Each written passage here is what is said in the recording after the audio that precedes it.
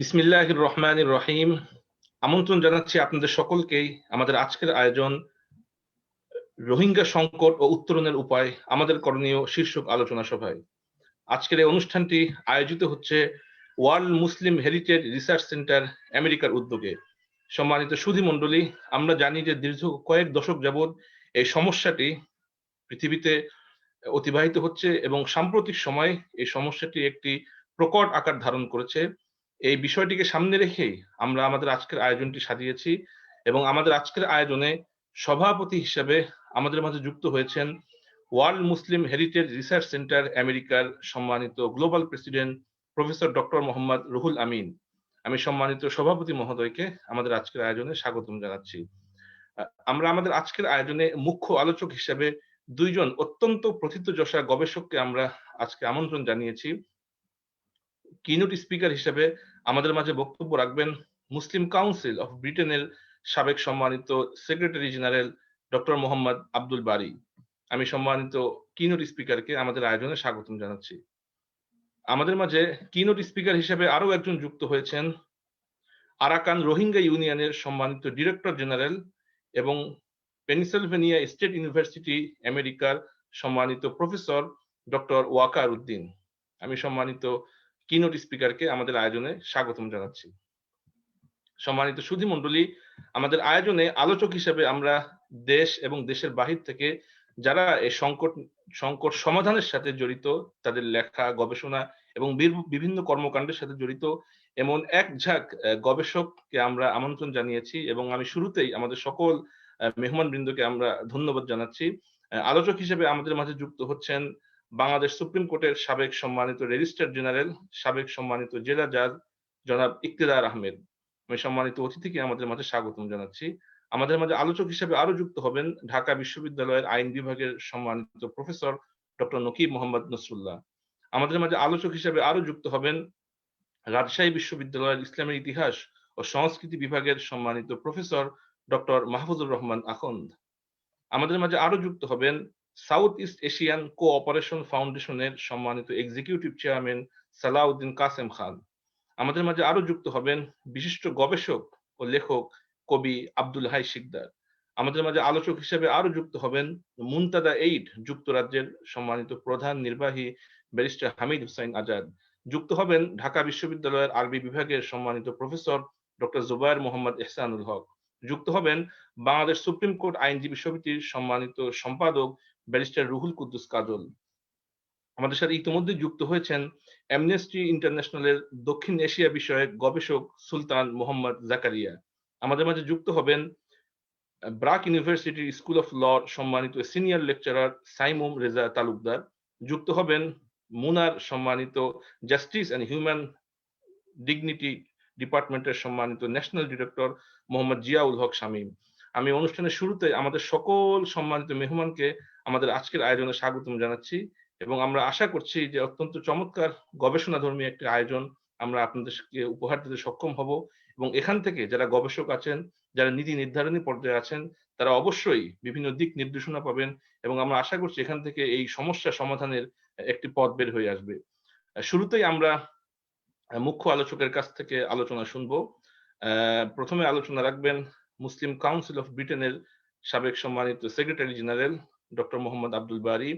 He has also been listed as a community leader in the 500 most influential Muslims, and he has written a number of books, including The Rohingya Crisis, A People Facing Extinction in 2018, and at the same time, he has been described as one of the most powerful Asian Muslims in Western Europe.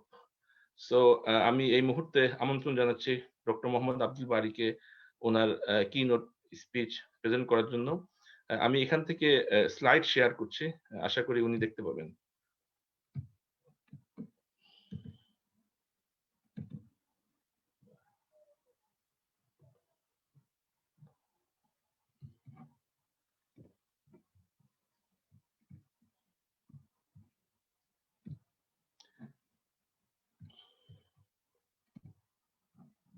Unmute করতে হবে doctor Abdul বারী। জি জি, আবার unmute হয়েছে, একটা click করতে হবে। জি, perfect. Can you hear me now? Yeah, now perfect. Okay. আসসালামু আলাইকুম রহমতুল্লাহ।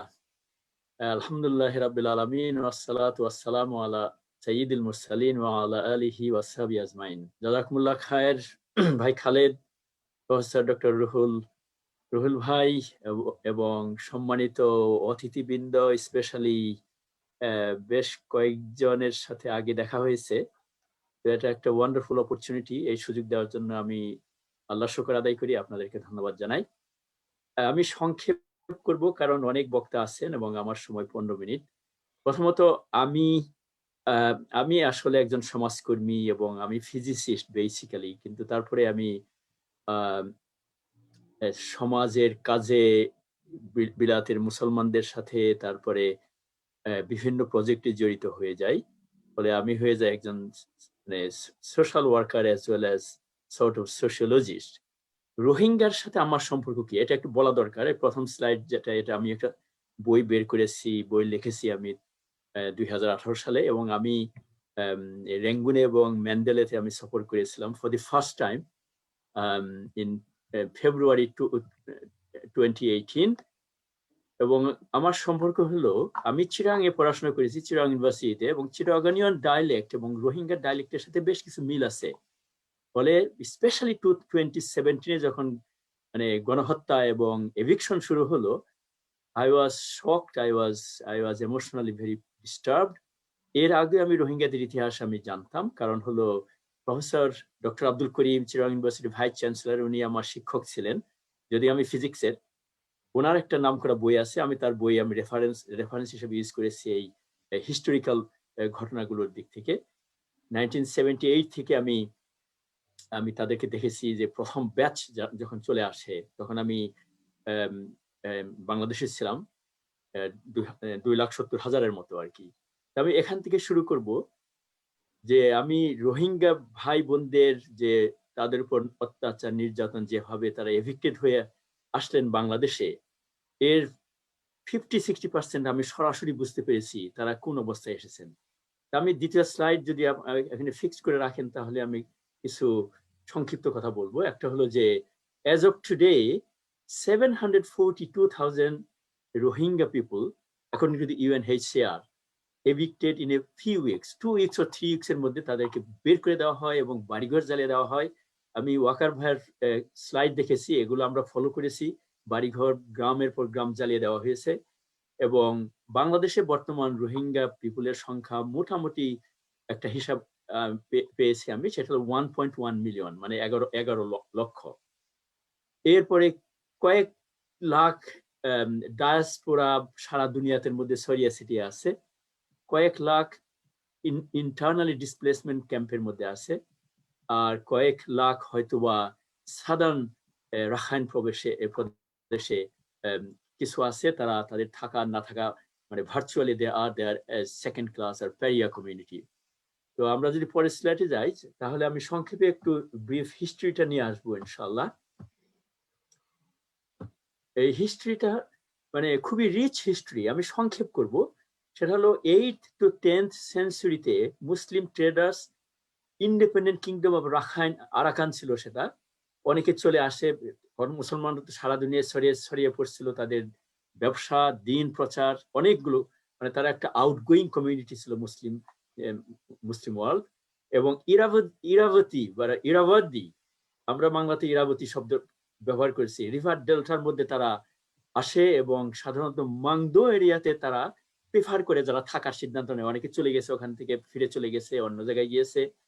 1406 সালে, আমি যা শুধু মানে কি লাইট মানে এই কিছু মূল কথাগুলো আমি বলবো। 1406 সালে Arakanese king Min Saw Mon was defeated by Burmese king. তার মানে আরাকানি কিংটা পরাজিত হওয়ার পর বাংলাদেশে, তখন তো সুলতানি বাংলা ছিল, বাংলাদেশে আশ্রয় নেয় এবং বাংলার সুলতানের সহযোগিতায় 1430 সালে Ming Saw moon regained kingdom with the help of Bengal Sultan.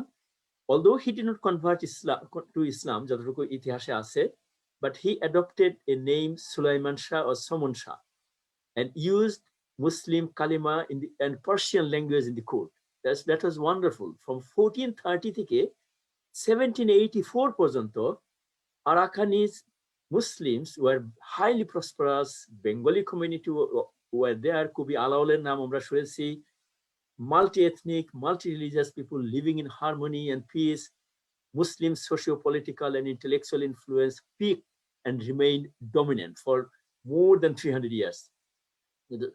Unfortunately, সারা দুনিয়ার মুসলমানদের যে গ্র্যাজুয়াল পতন, এটারই বোধহয় একটা ধারা সারা দুনিয়াতে তখন চলতেছিল। বাংলাদেশের পলাশি হলো 1785-এ বার্মিজ কিং মানে ওই আরাকানকে আবার মানে তাদের অ্যানেক্স করে নিয়ে যায়। আর 1826-এ আরাকান লস্ট টু ইংলিশ অকুপায়ার্স। আমি বলেছি অল দিস হিস্টোরিক্যাল এই সোর্সগুলো ডক্টর আব্দুল করিম আমার টিচার, সেটা হলো দি রোহিঙ্গা যে short account of their history and কালচারের মধ্যে আছে। আমি 27 অগাস্ট থেকে শুরু করে ফেব্রুয়ারি মার্চ পর্যন্ত 6টা মাস আমি একটানা পড়াশোনা করেছি। এখানে বার্মিজ মুসলিম এবং রোহিঙ্গা মুসলমান যারা আছে, তারপরে আমি ইয়াঙ্গুনে যে, তারপরে ম্যান্ডেলে যে অনেক মানুষের সাথে দেখা করেছি, সেটা আমি বইয়ের মধ্যে কিছু উল্লেখ করেছি আর কি। পরের স্লাইড যদি আমরা দেখি তাহলে দেখবো যে ব্রিটিশ রুলটা কিভাবে হলো, এটাও একটা সংক্ষেপ করবো আমি। সেটা হলো 1826 থেকে 1948। British occupation happen in 3 phases. 1826 আরাকানে ছাড়া প্রথমে আসে, 1852-তে সাদার্ন বার্মাতে দখল করে, 1885-এ the rest of the Burma. Until 1937, Burma was being ruled from British India. 37-এর পরে তো পরে সেকেন্ড ওয়ার্ল্ড ওয়ার হয়।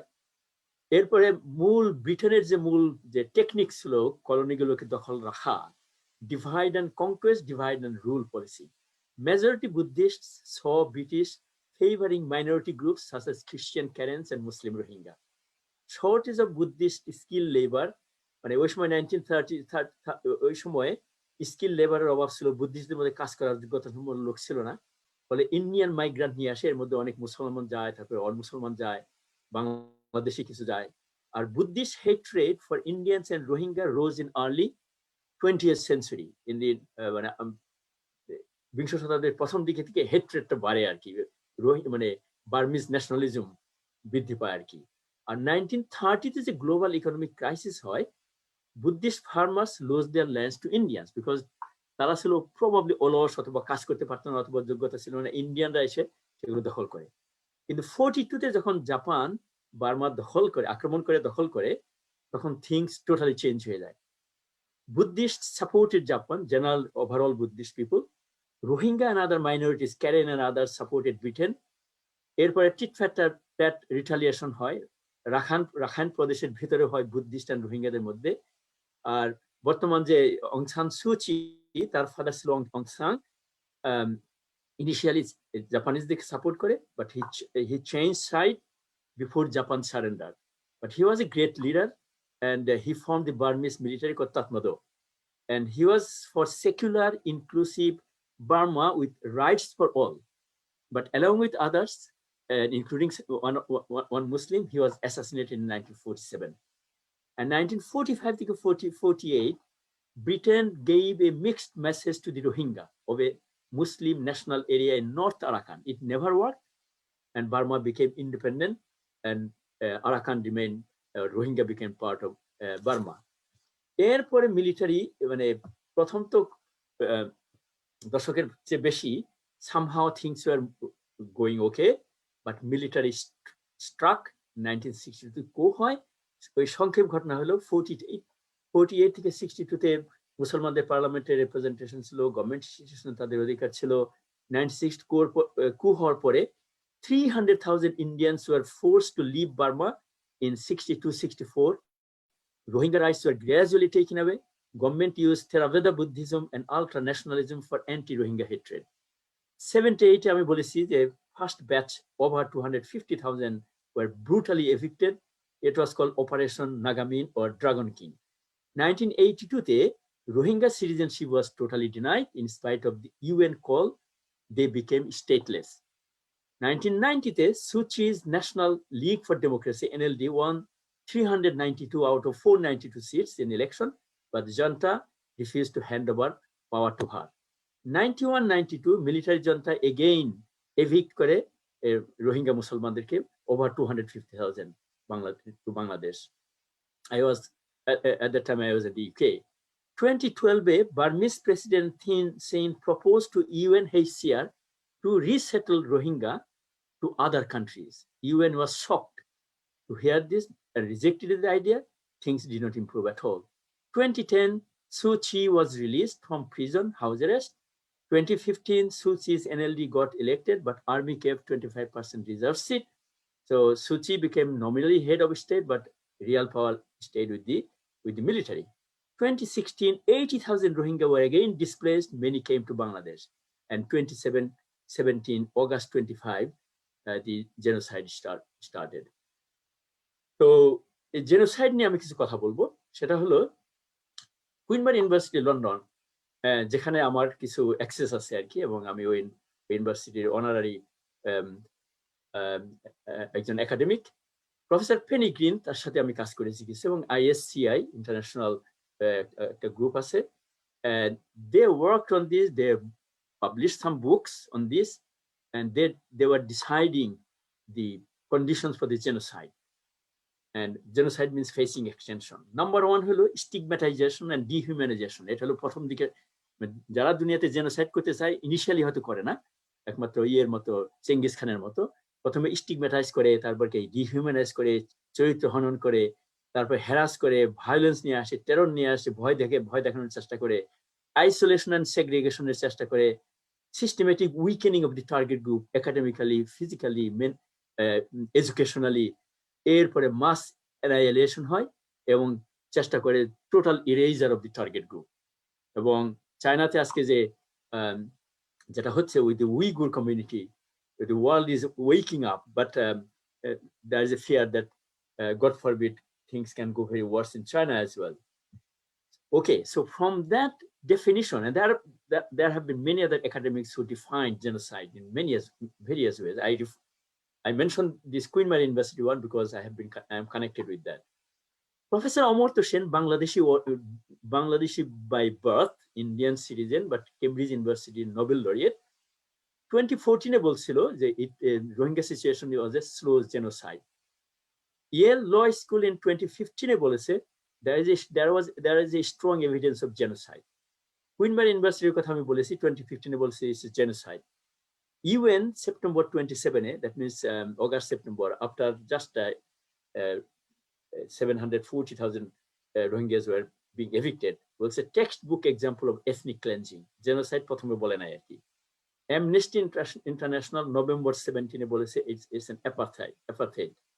BBC Newsnight November 17 was a monstrous crime. So I'm just highlighting this because the world knows what sort of things are happening to the Rohingyas, and Rohingyas are treated as the longest serving victims of abuse in the whole world. Now, সংক্ষেপে আমি Muslims in বার্মার ব্যাপারে বলবো, যদিও এখানে আমাদের ওয়াকার ভাই আছেন, he knows definitely, he will be expert on everything. Just is my information from my reading as well as from my meetings with all the groups that I met in Rangoon and Mandalay. Government estimate holo Muslim population around 4% in Burma.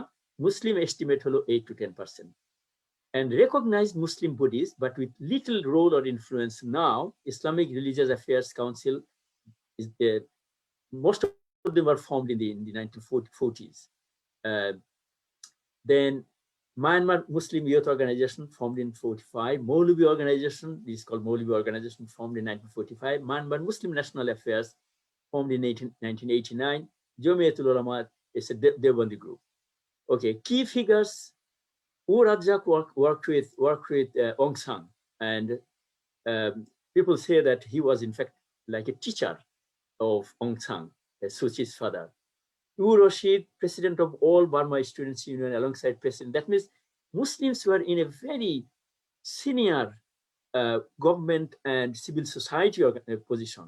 And the last one who was killed in Yangon airport, Wu Ko-ni, he was a human rights expert, constitutional lawyer, and Suu Kyi's legal advisor, gave the concept of a state counselor, because Suu Kyi was using the designation of a state counselor, but he was assassinated in January 2017.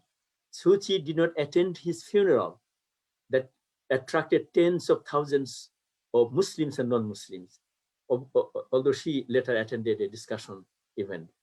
Now, last slide is what should we do? Well, we are living in the West, some are in Bangladesh, and we know in the global game, Muslims' role is very insignificant, but I think everybody has a role to play. And in my opinion, the long term is obviously campaign and lobby for Rohingya repatriation with full citizenship rights to their homeland, means Arakan, under UN supervision. And I don't know when it's going to happen. Allah knows best, but we should pray for that and we should work for that.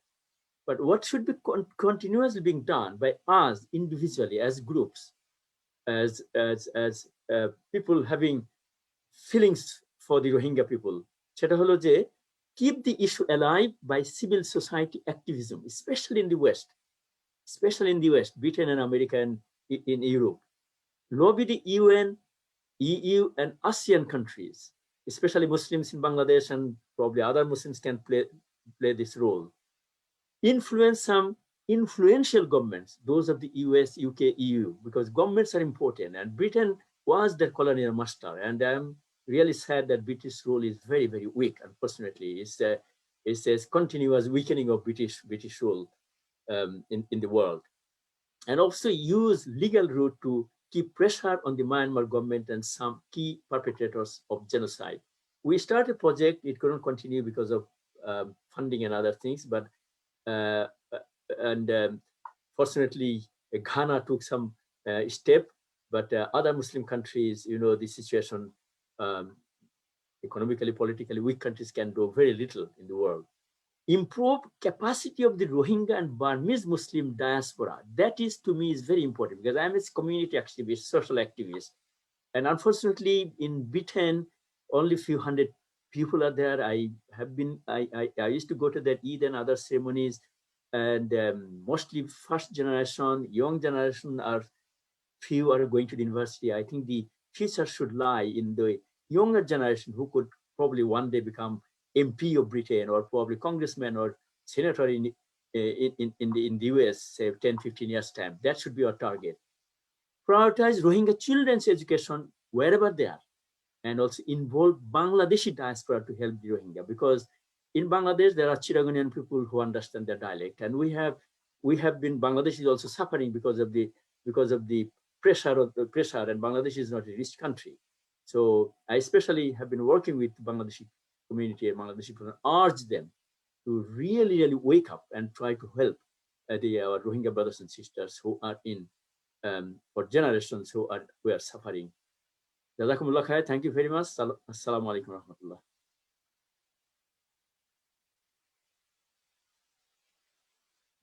Thank you very much, Dr. Abdul Bari, for his wonderful presentation, though in very short and in very precise way.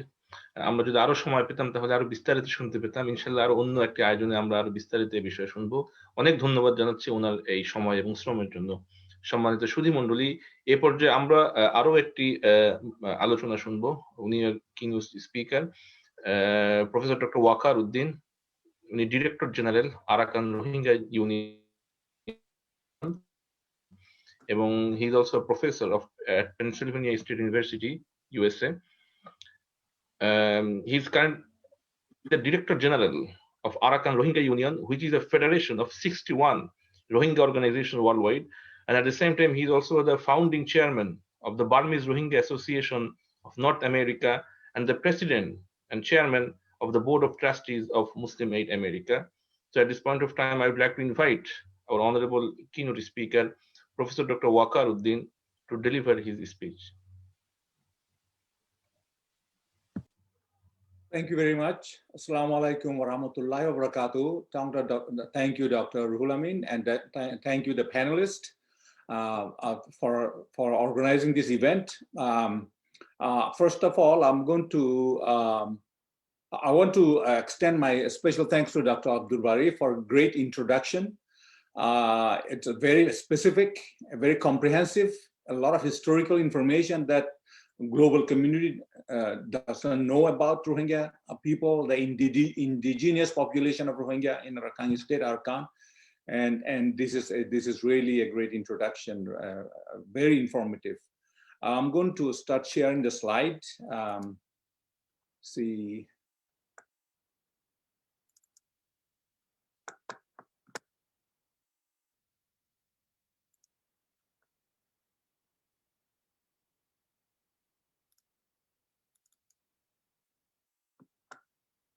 Can you see the slide?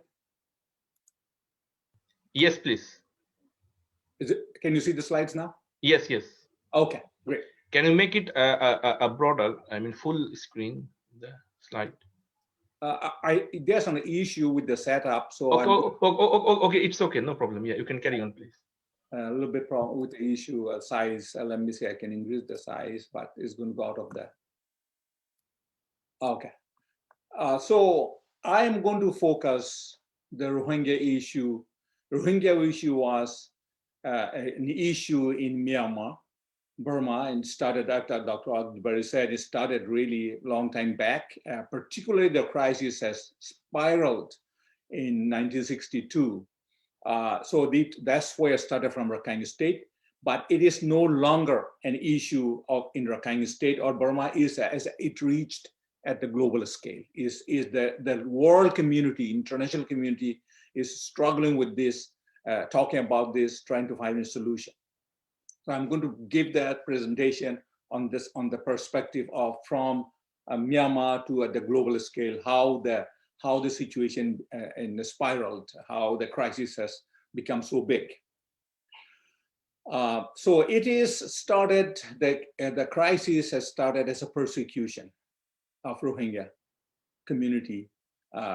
Particularly a landmark was in this process of persecution to genocide was 1962 when General Ne Win overthrew the government. But prior to that, there were some issues during British time, 1942, a crisis and others. But particularly the landmark started was the seeded, the Rohingya genocide seed was planted in 1962.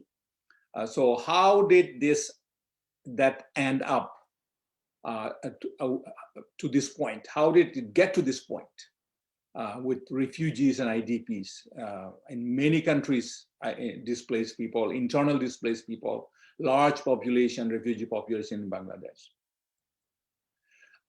So the crisis began, as I said earlier, the persecution of Rohingya. It is institutionalized by the military dictatorship starting from 1962 when Ne Win took over. General Ne Win took over the power. So that includes, I have listed highlighted only a few things. It's much more than what I've listed here. Restriction, major human rights violations, restriction of movements, deprivation of freedom of worship, education, deprivation of education, restriction on marriage to child policies, and you can go down there the list, land confiscation and human trafficking to arbitrary arrest, torture, and killing. So these are the highlights of how the institutionalized persecution policy went on for decades and decades and decades, and even now. So the blueprint of this persecution, this is systemic as well as a systematic. You look at the 1982 citizenship law, that's another landmark. Citizenship law instituted by this dictatorship. And then came violence. In the part of the blueprint was violence. Again, systematic, very systematically done. And that the extremist elements in the government used militia and mobs, not just the government forces.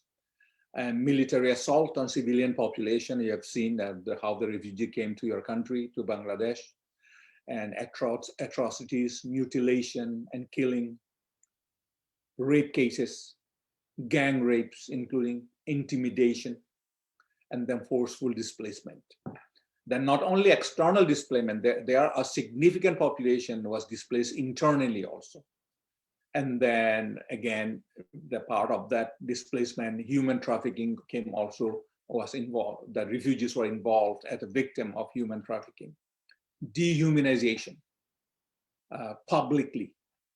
They use derogatory term for Rohingya, like you use it used to be historically used in the West, like N-word. So these are some of the blueprint of the genocide. It started with as a persecution. So how big is this? What's the depth and width of this crisis? How far it went internationally? This is, according to reports, the Rohingya, this exodus was the fastest movement of population. Imagine over 750,000 people moving crossing border to Bangladesh for safety within 2 weeks. That many people have moved in less than 2 weeks. Then a crisis has become into a global magnitude. And it has reached as far away as International Court of Justice, ICJ, court case. UN has described this issue as Rohingya people as one of the most persecuted people in the world. Human Rights Council and others has said textbook case of ethnic cleansing. It's far beyond ethnic cleansing. It went step by step to basically different within the genocide. Violence with genocidal intent. United Nations has reported, compiled a extensive report, let's call it genocidal intent. And then OIC Council of Foreign Ministers have been debating and trying to address this issue for decades. Every year there is a CFM, Council of Foreign Ministers of OIC, 57 foreign ministers. That has been going on every year for last over a decade, more than over a decade. And then this issue is also addressed at the Muslim World League, Rabita, Muslim World League. And you go to European Parliament, you will see the issue. Canadian Parliament, ASEAN is dealing with this issue, and individually many countries. So this is the depth and width of the crisis. It's not a small crisis. It's not a small thing. It has a global ramification, this Rohingya genocide. You can just a couple of plus one to show you what do I mean by human rights violation. Men, women, children, they did not leave even little kids, minors, torture, and women were abused. And this some of the examples of this abuse, how you can imagine how their fate will end up. These women, victims, hundreds and thousands of them. And now you saw military assault in 2017. This is a perfect example of how systematically the assault has taken place. You can see gasoline pouring, the troops in this farmer, civilian population. This in the background, you can see farm there. It's a farmhouse. It is a Rohingya refugee. Some of the refugees in Bangladesh is their homes that they're pouring the gasoline and torching the homes. It went so many hundreds. They did the same way, systematically burning. And you can see here, they are burning the homes, and these are mobs, militia, and within them, mixed with what? Look at this in the back. You cannot see, it's not out, you can see out of focus probably, but you look high resolution, you can see there's a bat in the written in the back, police with the guns here. It says police here.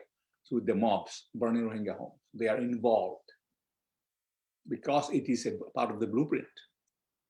Look at this, what happened. That's why house, you saw the gasoline pouring into the home, set in fire. So systematically burning village by village by village. You can see from the aerial photo how they are, this fire cannot cross from this village to this village here, it's across the river. So they have a blueprint how they are going to burn. Human Rights Watch has that time has done part of the mapping of this over 400 villages like this, where all the red dots are people at that time during that crisis.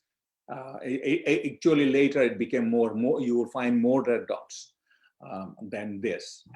These are all villages completely gutted, completely removed, systematically with pre-planning. And then what happened? There are homes going into the sky, into fire, with smoke, and they are watching helplessly. They left the villages, trying to. And then when they are leaving, they are fleeing these burning homes. They've been shot at. These men, women, and children. They have been shot at by the troops, by the soldiers. And then they're stranded. Look at that. They're trying to flee to Bangladesh. That's the safe place they can go. There's nowhere else they can go. So this way, in between the water, thousands of people helplessly stranded. But Alhamdulillah, they were able to cross into Bangladesh with very little loss. And we, our Rohingya community is very grateful to people and government of Bangladesh to give them the refuge. If Bangladesh did not let them in, and how many thousands of lives would have been lost. You can imagine, put a figure into that. So this is how we have saved our population. Our population was saved by the generosity and sympathy of the government and people of Bangladesh, as part of Muslim Ummah. They are a part of Muslim Ummah. That's why they've saved this humanity, not just humanity to save lives. That's noble effort by the people and government of Bangladesh. They crossed so many ways, by boats, on foot, and any way they can cross into the safety. And boat-loaded people, they are drowning. Reports of drowning, you can see how many men, women, children were drowned. They are while trying to cross to safety. And not just boats, on foot. They're crossing the water, a lot of rivers, creeks. And look at this in this picture here. He was trying to save his little child swimming, little kids, whatever belonging they can get. And the elderly, they're being carrying elderly. So you have seen all these pictures, but just a reminder, I'm showing you this, what happened, and that went into history book. So refugee camps. Now they have ended in Bangladesh. They are in refugee camps, and they are now where they are. So let me show you a little bit about the situation in refugee camp in Bangladesh. If you look at the map here, there are two displaced communities. In red box, this is refugee camps in Bangladesh, southern Bangladesh. And beside now, recently, if you have known that Bhasan Char Island, right here somewhere, there have been some of the refugees from this area have been moved to the island. And then that's red box. The yellow box is IDP camps inside Rakhine State. Sitwe area has several IDP camps, internally displaced refugee camps. They are significant population. They are refugee population, displaced population, probably approaching to 300,000-400,000. They started as 120,000, but have been growing.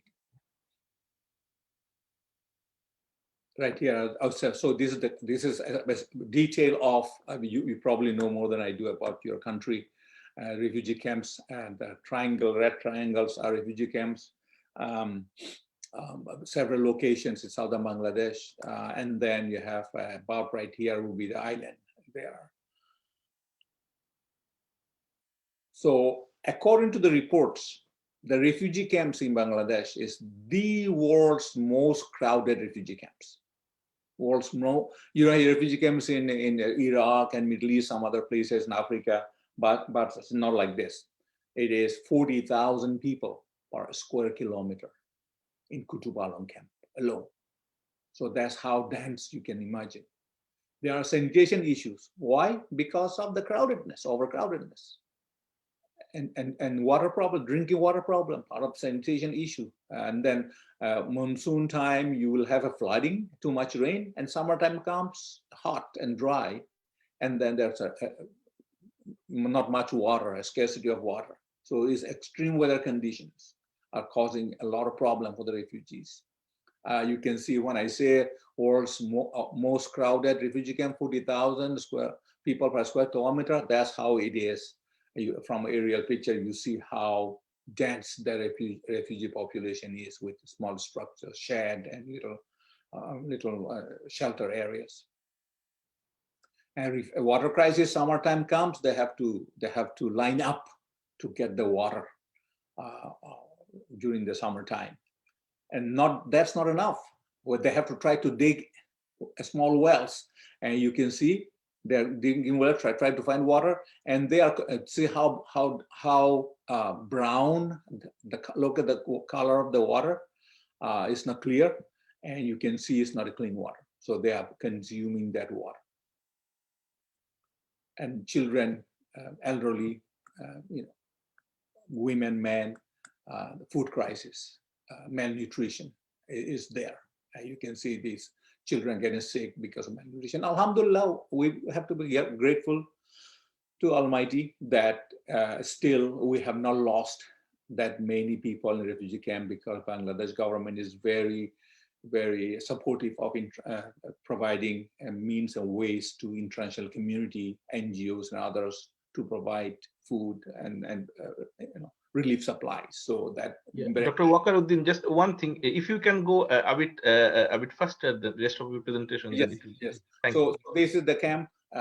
This is yellow camp is in Arakan state. These are the camps located from different townships. People came as an IDP, and then you can see that this IDP is not better than refugee camps, IDP camps, and muddy floors are muddy, rain, and malnutrition again in IDP camps.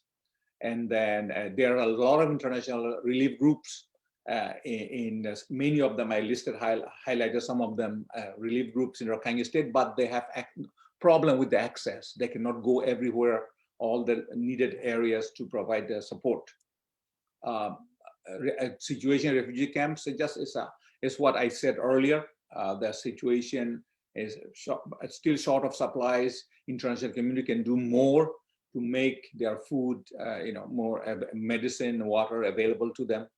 And then they need to go back. Basically, their safe voluntary return is needed for them to go back to their country with all their full rights, IDP camps, the same situation. The relief is much, much more needed than Bangladesh camps. In IDP camps, clean water and all other issues. And they also need to go back to their villages. Some of the camps are 2 miles away, 3 miles away from their home villages. They can see them there next to their camps. Okay, so last part here, a couple of minutes, just seeking justice. So global scale, no, we have, I'm not going to cover what happened in United Nations, General Assembly, Security Council, Human Rights Council, US Congress, State Department, and a whole range of things will take a lot of time to cover. But let me go straight to with the time, limited time, seeking justice at the International Court of Justice, ICJ. And there are, remember, Myanmar is the signatory of 1948 Genocide Convention. And there's articles, a lot of articles, right? So this is, you can read that later when you are recording it. Article 1, Article 2, that's most relevant to Rohingya genocide case, Article 2 and 1 and 2. And then this case was, as you know, filed by Gambia against Myanmar, according to Article 9 of Genocide Convention 1948, and then supported by OIC member countries, 57 member countries. That was approved by OIC to put Gambia in there in the lawsuit during the 46th Council of Foreign Ministers, OIC CFM, determination of genocide. And then in this case, 4 provisional measures were granted to protect Rohingya in Rakhine State. Gambia's application has over 110 instances of acts and crimes of genocide committed by Myanmar armed forces. 6 provisional measures are requested by ICJ, by Gambia at ICJ, and then the 4 are granted by unanimous vote, 17 judges. Those judges include one of the judges from Myanmar side also. He also voted for that provisional measures. So finally, what you can do, what international community can do, of how to help. There are a lot of things can be done. Again, I will highlight only a few things. Although so important thing. Very first thing is keeping the momentum. We have built the momentum internationally at the United Nations and many other places, the ICJ, all that. We need to sustain that. We need to sustain the momentum is very important. And then in US and other countries, reach out to the government, the community, interfaith or Muslim community or intercommunal places, government elected officials and the other government sectors to support the ICJ case. And when we're talking about in US and in Muslim Ummah in US and interfaith community in US been asking US government to determine Rohingya issue as a crisis, a genocide. That will give a boost to ICJ case. International media, local media is very important, continuous coverage. And then we have the resolutions, US Senate, US House need to be, we need to reach out, communities need to reach out to those elected officials to pass this House and Senate resolution. And then a lot of interfaith events, local and nationally, have been helping Rohingya issues, mobilizing the community in the country. And humanitarian relief aid must be sustained. Thank you very much.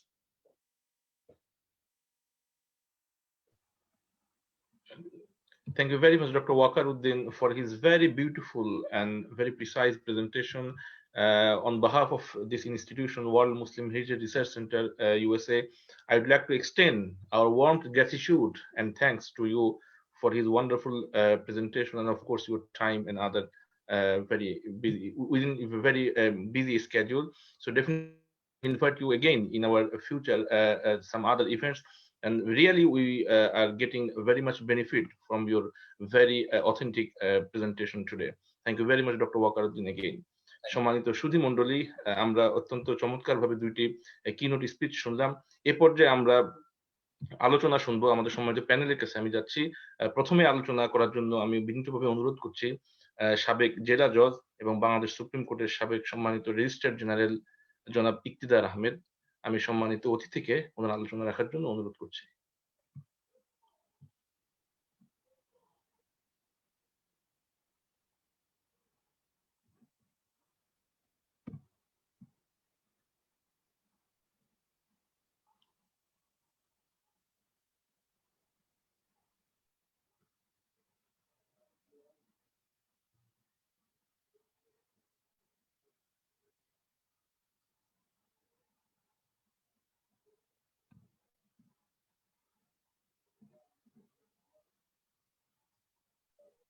আচ্ছা জি, ঠিক আছে। জি জি ওই যে চলে গেছিল। আচ্ছা, আপনাদের বিশেষ করে যে প্রফেসর বারী সাহেব এবং ওয়াকিলউদ্দিন সাহেবের আলোচনা শুনলাম, ওনাদের আলোচনা শুনলে আমরা অত্যন্ত সমৃদ্ধ হয়েছি এবং আমরা যে রোহিঙ্গা ইস্যুর আদ্যপান্ত আমরা জানতে পারলাম। তো আমি যে কথাগুলো ওনারা বলে ফেলেছেন সেটা আমি রিপিট করতে চাই না, আমি নতুন কিছু দিকের প্রতি আলোকপাত করতে চাই। যে আজকে যে এই যে রোহিঙ্গা সমস্যা, আমাদেরকে প্রথমেই দেখতে হবে যে এই যে আজকে যে মায়ানমারে আমরা দেখছি যে মায়ানমারে কিন্তু ভারত এবং চীনের স্বার্থ কিন্তু অভিন্ন। এখন মায়ানমারে যে এই যে রাখাইন যে প্রদেশটি আছে, এটার পূর্বের নাম ছিল হচ্ছে আরাকান, এবং এটার আয়তন ছিল 20,000 বর্গ মাইল। পরবর্তীতে এটা ওরা যে এই রাখাইন প্রদেশের কিছু অঞ্চলকে তারা রাখাইন থেকে বিচ্ছিন্ন করে ওদের অন্য প্রদেশের সাথে সংযুক্ত করে বর্তমানে এটির আয়তন প্রায় 14,200 বর্গ মাইল। তো এখন মায়ানমারে মোট 14টি প্রদেশ আছে। 14টি প্রদেশের মধ্যে হয়েছিল একমাত্র এই রাখাইনই কিন্তু হয়েছিল মুসলিম মেজরিটি প্রদেশ, এবং এখানে কিন্তু মায়ানমারে মুসলিম জনগোষ্ঠী ছিল 70 লক্ষ, এবং এই 70 লক্ষের মধ্যে অর্ধেকের বেশি মুসলিম কিন্তু এই রাখাইনে বসবাস করত।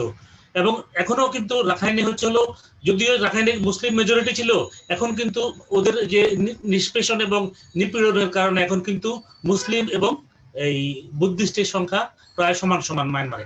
এখন এই যে এই মায়ানমার না সরি রাখাইনে, এখন এই যে রাখাইনের প্রতি কেন আজকে হচ্ছে হলো যে এই যে চীন এবং ভারতের লোলুপ দৃষ্টি। রাখাইনের উপকূলে 37টা গ্যাস এবং তেল ক্ষেত্র রয়েছে, সেখানে একটা গ্যাস ক্ষেত্র থেকে, এটার নাম হচ্ছে সই, ওই গ্যাস ক্ষেত্র থেকে দৈনিক 400 মিলিয়ন ঘনফুট গ্যাস উত্তোলন হচ্ছে, এবং এই 400 মিলিয়ন ঘনফুট থেকে কিন্তু 379 মিলিয়নই কিন্তু পাইপলাইনের মাধ্যমে চীনের কুনমিং এ রপ্তানি করা হচ্ছে। তাছাড়া হচ্ছে হলো এই যে এই ইয়েতে এই রাখাইনে মায়ানমার কি করছে, ওখানে ওই যে চায়না হচ্ছে হলো কাকফো বিশেষ ইকোনমিক অঞ্চল, বিশেষ অর্থনৈতিক অঞ্চল, সেখানে ওরা এই এটার ডেভেলপমেন্ট করছে, এবং ওইখানে যে রাখাইন রোহিঙ্গাদের বসবাস ছিল এই কায়কফোতে, এবং এই 2012 সালে এই তাদেরকে বিতাড়িত করেই কিন্তু এই অর্থনৈতিক অঞ্চলের কাজ শুরু করে। সেখানে তারা এই অর্থনৈতিক অঞ্চলন করে এই যে 37টা যে তাদের যে এই যে তেল ক্ষেত্র এবং গ্যাস ক্ষেত্র আছে, এগুলো থেকে যদি গ্যাস এবং তেল উত্তোলন করতে পারে, তাহলে দেখা যাচ্ছে যে মায়ানমারও অর্থনৈতিকভাবে সমৃদ্ধ হবে এবং এর মাধ্যমে চীনও কিন্তু সমৃদ্ধ হবে। এখন চীন কেন এই রুটটা চাচ্ছে, যদি মালাক্কা প্রণালী দিয়ে যদি চীনে যদি যেতে হয়, তাহলে কিন্তু অনেক সমুদ্র পথে কিন্তু প্রায় 6000 কিলোমিটার অধিক পথ পাড়ি দিয়ে যেতে হয়। কিন্তু এখানে যদি তারা যে এখন এই যে এই কায়কফো যে ডিপ সি পোর্ট করতেছে, এই ডিপ সি পোর্ট যদি করতে পারে, তাহলে কিন্তু এখান থেকে হচ্ছে হলো এই যে এই রাখাইন হয়ে কুনমিং এ যে সড়ক যোগাযোগ তারা করেছে, এই সড়ক যোগাযোগের মাধ্যমে তারা তাহলে দক্ষিণ চীন এবং হচ্ছে হলো মধ্য চীনে অতি সহজে কিন্তু তারা এই মালাক্কা প্রণালী ব্যবহার ব্যতি রেখেই কিন্তু তাদের পণ্য পৌঁছে দিতে পারবে। এটাই হচ্ছিল তাদের অর্থনৈতিক স্বার্থ। ঠিক অনুরূপ কিন্তু ভারতেরও একটা স্বার্থ আছে সেখানে, যে ভারত একটা প্রজেক্ট নিয়েছে রাখাইনে, এটার নাম হচ্ছিল Kaladan multipurpose transit and transshipment project, এবং এই প্রজেক্ট ভুক্ত হচ্ছে হলো ওই যে আপগ্রেডেশন অফ দি সিপ্তি পোর্ট। ওরা কি করেছে, ওরা এখন এই যে এই ইয়ে থেকে রাখাইন থেকে তাদের হচ্ছে হলো মিজোরাম অবধি তারা হচ্ছে হলো রোড ট্রান্সপোর্ট ডেভেলপ করেছে। তাহলে দেখা যাচ্ছে যে ওদের যে সেভেন সিস্টার্সে এন্ট্রি হচ্ছে হলো আমাদের হচ্ছে হলো চিকেন নেক করিডোরের মাধ্যমে, এটা হচ্ছে একটা ন্যারো ল্যান্ড। এখন চিকেন নেক করিডোর যদি কখনো যদি বাংলাদেশের সাথে এবং চায়নার সাথে যদি ভারতের যদি বৈরী সম্পর্ক হয়, তখন তারা আশা করছে যে এই চিকেন নেক করিডোরের মাধ্যমে হয়তো তারা সেভেন সিস্টার্সে তাদের অ্যাক্সেস বন্ধ হয়ে যেতে পারে। সেজন্যই কিন্তু তারা বিকল্প রুট হিসাবে বঙ্গোপসাগর হয়ে এই কালাদান মাল্টিপারপাস ট্রানজিট অ্যান্ড ট্রান্সশিপ প্রজেক্টটা তারা বাস্তবায়ন করছে। এবং এখানে হচ্ছে হলো যে যদিও চীন এবং ভারত হচ্ছে হলো পরস্পর বৈরী, এবং আমরা বলতে পারি যে তারা চিরশত্রু, তারা 1962 সালে একবার যুদ্ধে জড়িয়েছিল এবং গত বছরও তাদের মধ্যে যুদ্ধাবস্থা ছিল। কিন্তু এখানে দেখা যাচ্ছে যে মায়ানমারের ক্ষেত্রে কিন্তু তাদের কিন্তু স্বার্থ হচ্ছিল অভিন্ন। এবং আমরা দেখলাম যে মায়ানমার ইস্যুতে জাতিসংঘে যখন ভোটাভুটি হলো, চীন তো সরাসরি মায়ানমারের পক্ষে ভোট দিল, বাংলাদেশের বিপক্ষে ভোট দিল, এবং ভারত কিন্তু ভোটদানে বিরত থাকলো। এবং সেখানে আমরা দেখলাম যে আমাদের যে যারা আমরা ভারতকে আমাদের বন্ধু রাষ্ট্র মনে করি, ভারত ভোটদানে বিরত থাকলো, অথচ দেখা যাচ্ছে যে অন্য সকল মুসলিম রাষ্ট্র আমাদের পাশে এসে দাঁড়ালো, আমাদেরকে সমর্থন দিল। এবং আমরা দেখছি যে আমাদের যে সার্কভুক্ত যে সকল মুসলিম রাষ্ট্র রয়েছে বা আমাদের মধ্যপ্রাচ্যের যে সকল মুসলিম রাষ্ট্র রয়েছে, প্রত্যেকটা মুসলিম রাষ্ট্র কিন্তু এই রোহিঙ্গা ইস্যুতে আমাদেরকে সমর্থন করে যাচ্ছে। এখন এই যে এই রোহিঙ্গা ইস্যু থেকে আপনার আজকে যে আলোচনায় যে আমাদের যে এটা থেকে যে আমাদের উত্তরণের উপায় কি, আমাদের এখানে দেখতে হবে যে আমাদের যে বাংলাদেশে যে সকল রোহিঙ্গা প্রবেশ করছে, আমি নিজে কিন্তু কক্সবাজারের জেলা জজ ছিলাম, এটা হচ্ছে হলো 2004 থেকে 2006 পর্যন্ত। তো তখনও কিন্তু কক্সবাজার, সমগ্র কক্সবাজার জেলায় প্রচুর রোহিঙ্গা ছিল। এবং এই রোহিঙ্গাদেরকে আমরা দেখেছি যে সকল রোহিঙ্গা বাংলাদেশে প্রবেশ করছে, এর কিন্তু হয়তো অর্ধেকের বেশি কিন্তু ওরা কিন্তু নিবন্ধিত না। তারা বাংলাদেশে প্রবেশ পরবর্তী কিন্তু তারা বাংলাদেশের বিভিন্ন জেলায় চলে যাচ্ছে, এবং তারা কিন্তু এখান থেকে এটা সর্বজন সবাই জানে যে তারা যে কোনো ভাবেই হোক আমাদের এখান থেকে আমাদের যে সেখানকার যে লোকাল লিডার যারা আছে তারা তাদেরকে সহযোগিতা করছে, এবং তারা এখান থেকে বাংলাদেশের পাসপোর্ট নিয়ে তারা মধ্যপ্রাচ্যের বিভিন্ন দেশে তারা চলে যাচ্ছে। এবং এরকম হাজার হাজার রোহিঙ্গা মধ্যপ্রাচ্যের বিভিন্ন দেশে রয়েছে যারা হচ্ছে হলো বাংলাদেশের পাসপোর্ট ধারী। তো এখন এই যে আমাদের যে সকল রোহিঙ্গা বাংলাদেশে প্রবেশ করছে এদের সকলকে কিন্তু সর্বপ্রথম সকলকে কিন্তু নিবন্ধনের আওতায় আনতে হবে। এবং আজকে দেখা যাচ্ছে যে বাংলাদেশের পাসপোর্ট ধারণ করে রোহিঙ্গারা যদি বিদেশে কোনো যদি অপরাধ করে এটা কিন্তু বাংলাদেশের অথবা বাংলাদেশিদের অপরাধ হিসেবে গণ্য হয়। এটাকে আমাদেরকে বন্ধ করতে হবে এবং রোহিঙ্গাদেরকে যেন অবৈধভাবে যে তারা যে বাংলাদেশে আসার পর যে এই যে পাসপোর্ট গ্রহণ করছে এই পাসপোর্ট গ্রহণ এটা হলো বন্ধ করতে হবে। তারপরে ধরেন আপনার যে আমরা দেখছি যে হারে কিন্তু রোহিঙ্গার আগমন হচ্ছে মায়ানমারের সাথে মাঝে মাঝে আমরা দেখছি যে আমাদের সরকারের আলোচনা হচ্ছে বা চুক্তি হচ্ছে, কিন্তু সেই হারে কিন্তু আমরা দেখা যাচ্ছে যে রোহিঙ্গাদের প্রত্যাবর্তন কিন্তু হচ্ছে না, প্রত্যাবর্তনের হার কিন্তু অত্যন্ত নগণ্য।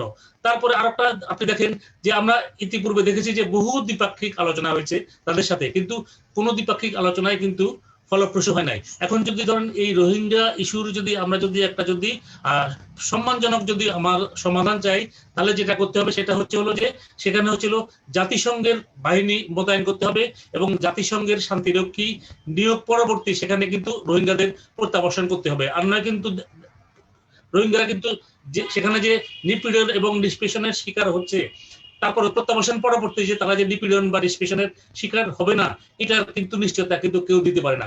সেজন্য এই ব্যাপারে বাংলাদেশকে অত্যন্ত সতর্ক এবং সচেষ্ট থাকতে হবে যে সেখানে রোহিঙ্গা প্রত্যাবর্তন শুরু হওয়ার পরই কিন্তু সেখানে জাতিসংঘের বাহিনী মোতায়েন করতে হবে এবং জাতিসংঘের বাহিনী কিন্তু মনিটর করবে সেখানে তাদের নিরাপত্তা, সেখানে তারা যেন শান্তিপূর্ণ ভাবে বসবাস করতে পারে এবং সেখানে তারা তো মেজরিটি। এটা আমি বলি যে এটা ব্রিটিশের একটা ভুল ছিল এবং আমাদের যে তখন 1947 সালে যে আমাদের যে যারা আমাদের এই দেশের যারা নেতৃবৃন্দ ছিলেন বা আমাদের এন্টায়ার পাকিস্তানের যারা নেতৃবৃন্দ ছিলেন তাদের ভুল সিদ্ধান্তের কারণেই কিন্তু এই রাখাইন বা আরাকান তৎকালে কিন্তু পূর্ব পাকিস্তানের অন্তর্ভুক্ত হতে পারে নাই। কিন্তু তখন কিন্তু আমরা তো 47 সালে স্বাধীনতা পেয়েছি, ওরা 48 সালে স্বাধীনতা পেয়েছে। তাহলে এবং আমাদেরকে এটা মনে রাখতে হবে 1935 সাল পর্যন্ত কিন্তু এই এন্টায়ার বার্মা, তখন তো মায়ানমার বলতো না, বার্মা, এই বার্মা কিন্তু এটা ভারতের একটা প্রদেশ ছিল এবং 1935 সালে যে ভারত শাসন আইন, এই ভারত শাসন আইন দ্বারা কিন্তু এই মায়ানমারকে বা বার্মাকে কিন্তু ভারত থেকে কিন্তু পৃথক করা হয়। তো এখন এই যে একটা মুসলিম মেজরিটি মায়ানমারের 14টা প্রদেশের মধ্যে একমাত্র এটাই হলো মুসলিম মেজরিটি প্রভিন্স এবং 1947-1948 কিন্তু সেখানে কিন্তু মুসলিম সংখ্যাগরিষ্ঠ ছিল এবং এটা আমাদের জন্য অত্যন্ত হতাশাব্যঞ্জক এবং আমাদের জন্য অত্যন্ত দুঃখজনক যে এরকম একটা মুসলিম মেজরিটি প্রভিন্স এটা কেন আমাদের তখনকার যে পূর্ব পাকিস্তানের অন্তর্ভুক্ত হলো না বা তখনকার পাকিস্তানের কেন অন্তর্ভুক্ত হলো না। এটা তো অন্তর্ভুক্ত হওয়া সঙ্গত এবং যুক্তিসঙ্গত কারণ ছিল। তারপরে আমাদেরকে আরেকটা দেখতে হবে যে এই যে সেভেন সিস্টার্সের যে 7টি রাজ্য আছে, এই 7টি রাজ্যের মধ্যে কিন্তু 4টি খ্রিস্টান মেজরিটি আর 3টি Hindu majority. But Hindu majority হলেও সেখানে পার্সেন্টেজ কিন্তু মেজরিটি কিন্তু কোনোটা 55%, কোনোটা 65%, সেখানে মুসলিম আছে বা অন্যান্য ধর্মাবলম্বীও আছে। তো এখানে দেখা যাচ্ছে যে এই যে এই 7 সিস্টার্সে যারা নাগরিক ওদের সাথে কিন্তু আমাদের যে মূল ভারতের যারা তাদের সাথে কিন্তু তাদের ভাষা বলেন, তাদের কৃষ্টি বলেন, তাদের সংস্কৃতি বলেন, এগুলোর কিন্তু কোনো ধরনের মিল নাই। এবং আমাদের যে এই যে যখন 1947 সালে যখন ভারত বিভাজন হয় তখন কিন্তু এই যে এন্টায়ার, তখন তো আর 7 সিস্টার ছিল না, তখন আসাম ছিল, তখন আসামেও কিন্তু মুসলিম লীগ গভর্নমেন্ট আর এন্টায়ার যে আমাদের এই যে বাংলায় কিন্তু মুসলিম লীগ গভর্নমেন্ট, বাংলার Muslim League government headed by Hossain Shahid Suhrawardy, আর আসামে যে মুসলিম লীগ গভর্নমেন্ট ছিল দ্যাট ওয়াজ হেডেড বাই এই ডক্টর সাদুল্লাহ। তো এখন এই যে এটা তো আমাদের জন্য অত্যন্ত দুর্ভাগ্যজনক। তখন কিন্তু হোসেন শহীদ সরওয়ার্দী একটা দৃঢ় অবস্থান নিয়েছিলেন, উনি বলেছিলেন যে উইদাউট আসাম মানে ইস্ট বেঙ্গল, এটা ইস্ট বেঙ্গলের ইকোনমিক কোনো ভায়াবিলিটি নাই। আর আমাদের যে লাহোর রেজলিউশন যেটা ছিল, লাহোর রেজলিউশন অনুযায়ী তো আমাদের যে এই এন্টায়ার বাংলা একটা মুসলিম রাষ্ট্রের অন্তর্ভুক্ত হওয়ার কথা ছিল অথবা স্বাধীন মুসলিম রাষ্ট্র হওয়ার কথা ছিল। কিন্তু আমরা দেখলাম যে তখন কি করলো কংগ্রেস, যখন দেখা গেল যে লাহোর রেজলিউশন এবং পরবর্তী যে ক্যাবিনেট মিশন প্ল্যানে বললো যে মুসলিম মেজরিটি যে রাজ্যগুলো আছে বা যে প্রদেশগুলো আছে সেগুলো সমন্বয়ে মুসলিম রাষ্ট্র হবে। সেই অনুযায়ী কিন্তু পাঞ্জাব এবং বাংলা কিন্তু মুসলিম সমগ্র পাঞ্জাব এবং সমগ্র বাংলা কিন্তু মুসলিম রাষ্ট্রের অন্তর্ভুক্ত হওয়ার কথা ছিল, কিন্তু তখন আমরা দেখলাম যে আমাদের যে এই এত অঞ্চলের যে কংগ্রেস নেতৃবৃন্দ এবং আমাদের হিন্দু নেতৃবৃন্দ যারা ছিলেন তারা শর্ত আরোপ করলেন, তারা বললেন যে they will not accept partition of India unless Bengal and Punjab are divided. এবং এই কারণে কিন্তু পরবর্তীতে দেখা গেল যে বাংলা এবং পাঞ্জাবের বিভাজন হলো। তো যাই হোক, যে আমাদের যে এই যে আজকে যে রোহিঙ্গারা যে নিষ্পেষিত হচ্ছে, রোহিঙ্গারা যে নিপীড়িত হচ্ছে, তারাই হলো আমাদের হচ্ছে একই ধর্মাবলম্বী। তারা আমাদের বহু বছর আগে তারা চট্টগ্রাম থেকে হয়তো গিয়ে থাকতে পারে, বা তারা বহু বছর আগে থেকে সেখানে বসবাস করছে, এবং এটা আমাদের ঐতিহাসিকরা বলে যে 1000 বছর ধরে তারা সেখানে বসবাস করছে। এবং যখন মায়ানমার 48 সালে স্বাধীন হলো তখন কিন্তু তাদেরকে নাগরিকত্ব দেওয়া হলো, এবং তখন কিন্তু মায়ানমারের যে শাসক ছিলেন এই অং সান, পরবর্তীতে অং সানের পরে আসলো উনু, তারাও কিন্তু তাদেরকে নাগরিকত্ব দিল।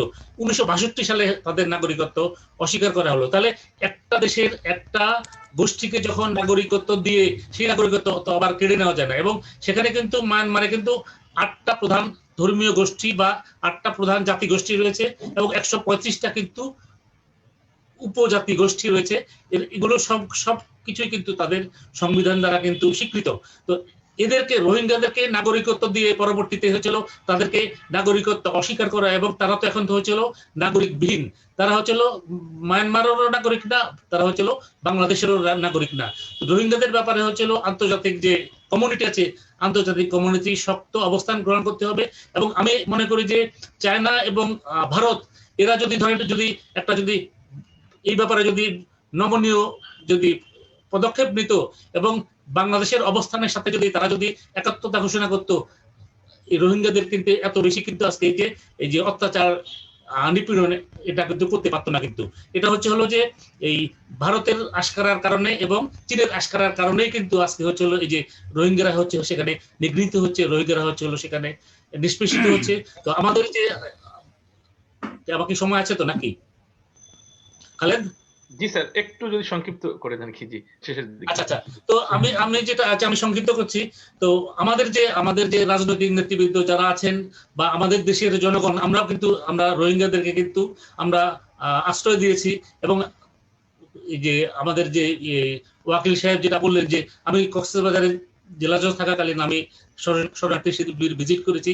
সেখানে কুতুপালং যেটা, সেখানে কিন্তু অত্যন্ত মানবেতর ভাবে তারা অবস্থান করছে এবং জীবনযাপন করছে। এবং যে কোনো হিউম্যান বিং এর পক্ষে এভাবে কিন্তু জীবনযাপন সম্ভব না। যদিও আন্তর্জাতিক সম্প্রদায় এবং আমাদের দেশের এনজিওরা অনেক সাহায্যের হাত বাড়িয়ে দিয়েছে, কিন্তু সেখানে যে পরিবেশ, এই পরিবেশ এটা কিন্তু আসলে মানুষের বসবাসের জন্য কিন্তু এটা সহনীয় পরিবেশ না। যাই হোক, আমি আমাদের যে সরকার যে সম্প্রতি যে ভাষান্তরে তাদেরকে স্থানান্তরের বা সাময়িক স্থানান্তরের যে পদক্ষেপ নিয়েছে, এটা আমি ইতিবাচক হিসেবে দেখছি। এবং সেখানে যদি তাদেরকে নিয়ে সাময়িক সময়ের জন্য যদি দেখা যায়, এবং সেখানে যেটা আমি মনে করি সেখানে যে সুন্দরভাবে জীবনযাপনের জন্য সকল ধরনের উপকরণের ব্যবস্থা সরকারের পক্ষ থেকে করা হয়েছে। এবং আমি মনে করি যে আন্তর্জাতিক সম্প্রদায় যারা আছে তারাও এটার প্রতি তাদের সমর্থন যোগাবেন। এই রোহিঙ্গা যারা বাংলাদেশে আছে, বাংলাদেশ কিন্তু দীর্ঘকাল তাদেরকে কিন্তু এভাবে কিন্তু বাংলাদেশের অবস্থান আমরা এটা কোনোভাবেই কিন্তু কাম্য নয়। তাদেরকে অবশ্যই তাদের নিজ দেশে তাদেরকে ফিরে যেতে হবে, এবং নিজ দেশে তাদেরকে ফিরে যাওয়ার জন্য আমি মনে করি যে বাংলাদেশ সরকারের সাথে যে আন্তর্জাতিক সম্প্রদায় যারা আছে তারা সবাই যদি একাত্ম হয়ে যদি কাজ করেন, তাহলে এই ফিরে যাওয়ার পথটা বা ফিরে যাওয়ার রাস্তাটা সুগম হবে এবং সহজতর হবে। তো খালেদ, তোমাকে অনেক ধন্যবাদ এরকম একটা সুন্দর বিষয় নিয়ে আলোচনার জন্য এবং আমাকে আলোচনার সুযোগ দেওয়ার জন্য। এবং আমি আমাদের যে এই প্যানেলিস্ট, অপর যারা প্যানেলিস্ট আছেন তাদের সকলকে আগাম ধন্যবাদ জানাচ্ছি। আমাকে এখন একটু বিদায় নিতে হবে, আমার অন্য আর একটা প্রোগ্রাম আছে, সেজন্য আমাকে বিদায় নিতে হবে। তো আমাকে যে প্রথমে আলোচনার সুযোগ দিয়েছেন এবং আপনারা সবাই যে ধৈর্য ধারণ করে আমার আলোচনা শুনেছেন, সেজন্য সবাইকে আমি ধন্যবাদ জানাচ্ছি। আল্লাহ হাফেজ। অত্যন্ত ধন্যবাদ জানাচ্ছি এবং কৃতজ্ঞতা প্রকাশ করছি জনাব ইকতিদার আহমেদ ওনাকে চমৎকার বিশ্লেষণের জন্য। বিশিষ্ট ইতিহাসবিদ professor doctor Mahfuzur Rahman Akhand sir, উনি অপেক্ষা করছেন আলোচনা করার জন্য। তার আগে আমরা এ পর্যায়ে আলোচনার জন্য যাব বিশিষ্ট গবেষক সুলতান মোহাম্মদ জাকারিয়া, উনি দক্ষিণ এশিয়া বিষয়ক গবেষক, অ্যামনেস্টি ইন্টারন্যাশনাল। আমি ওনাকে এই পর্যায়ে ওনার আলোচনা রাখার জন্য বিনয়ের সাথে অনুরোধ করছি। So thank you. First, I would like to thank you for inviting me to such a great webinar. I really enjoyed the presentation of Professor Walker and Dr. Bari, and I'm actually much honored to share this panel with the distinguished guest. So I basically wanted to hear from them and actually learn from the panels. Hence, I'll keep my comment brief and short. I'll talk briefly about Bangladesh's obligations under international human rights law and what are the options the country has to resolve this crisis, and finally, what Amnesty International is doing. First, as Professor Walker and Dr. Bari said, I'd like to acknowledge that the Bangladesh government has actually been very generous, and they demonstrated its goodwill. They have goodwill to host nearly 1 million refugees, which is a Herculean task. All this despite the fact that Bangladesh didn't sign 1951 refugee conventions. However, but the country has obligations under a number of other international instruments that it actually had to sign, and also under the customary international laws. So the basic thread of the international framework is the principle of non-refoulement. That means we cannot push back the refugees, which actually derives from two instruments. Article 33 of the 1951 Refugee Convention and Article 3 of Convention Against Torture that Bangladesh acceded.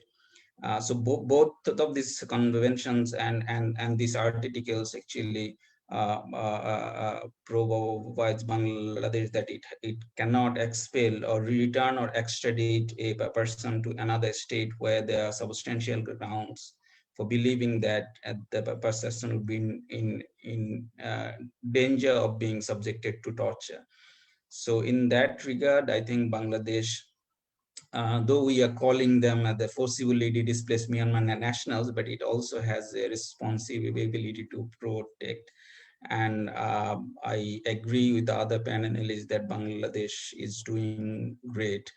I would briefly talk about some other rights that Bangladesh also have to bear in mind, because we have reports as we monitor the situation on the ground that Bangladesh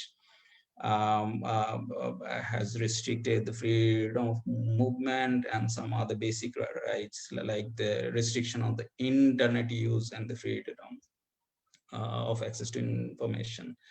So Bangladesh is a signatory to ICCPR, International Covenant on Civil and Political Rights, and Article 2 of this convention actually obligates Bangladesh that it has to ensure that the right to equality before the law, equal protection of the law, and non-discrimination. And actually, so all of these three key principle of international human rights law has to be ensured when it deals with the refugees. Bangladesh is also signatory to the ILO Convention 118, and under Article 10 of the convention, Bangladesh has also had to ensure that the social security and other needs are met of the stateless person and refugees. Of course, all these international principles are subject to the availability of the resources of Bangladesh's capacity. And as we observe that Bangladesh, with the help of international community, are trying their best. Now, I would like to move to the options. What are the options that Bangladesh actually has in this crisis at the moment? So the first is the Bangladesh has to continue to protect the rights of the refugees until it can ensure under bilateral or international or multilateral arrangement the safe, dignified, and voluntary return of the refugees. So Bangladesh must engage in international community to ensure that their basic rights and the social security are met of these refugees. In terms of resolving this crisis, I would say my personal opinion, and we also position this at various levels, that Bangladesh has to engage both bilaterally and multilaterally to force Myanmar to actually take back the refugees. And as other panelists have said, that one of the principal conditions of safe, voluntary, and dignified return is safe conditions in the Rakhine state. So Myanmar has a lot to do in terms of providing the safe sanctuary to the, at least under UN supervision or otherwise. It has to create the facilitating, enabling conditions for the refugees to return, and so that the refugees feel safe. The other avenues are the UN and multilateral arrangements, like we saw that the tripartite meeting between Bangladesh, Myanmar, and China, and most probably you can also engage Indians or other regional players. ASEAN is another forum that Bangladesh can actually engage. So these are the negotiation that Bangladesh has to explore at various levels. But more importantly, I would say Bangladesh needs a solid strategy. Engaging all these stakeholders domestically and internationally, which I would like to say is not clear at all, at least to the national partner. What are the long-term goals? What are the long-term strategy? How to deal with the situation in Myanmar in the wake of the recession coup? So these are the issues that will bother, I would say, the government in Bangladesh and also the regional partners. I would like to conclude by saying something about what Amnesty International is doing. So Amnesty International operates on these issues both at the country level, regionally, and also internationally. So at the country level, we work with our partners on the ground, the UN agencies. We campaign for the Rohingya people's rights. Especially, I think two of our campaigns have been very prominent, and one was the right to education of the Rohingya children, which luckily the Bangladesh government has accepted that yes, the Rohingya children has to be provided with education in Myanmar curriculum. So we are working with UNICEF and other organizations how to facilitate that. We have another ongoing campaign on including the Rohingya refugees in the decisions, in the camp decisions, governance decisions that affect their lives. Regionally, we have colleagues in Myanmar and in other parts of South Asia, so we keep engaging them. In Thailand also, we keep engaging them to push the issues in the regional platform. And internationally, we have colleagues in the Western countries and capitals. We try to engage the Western governments to increase the assistance to the Rohingya people. So both the material assistance as well as the policy support in the UN or in the ICC, in other platforms. We also engage the US administrations and also the European countries at the various forum, including the European Parliament, Canadian Parliament. So our colleague spoke before the US Congress, spoke before the Canadian Parliament. So we are trying to engage at both level, both the local, domestic level, at the regional level, and also internationally. And I think we are working pretty much closer with the government to ensure that first of all their rights are respected in the refugee camps, and also the international communities play their part, so they come and rescue to the Bangladesh's assistance, given that Bangladesh have the limited capacity and resource constraints. So this is how we are trying to play our part. I would like to have, I would be happy to answer if there is any questions. Thank you.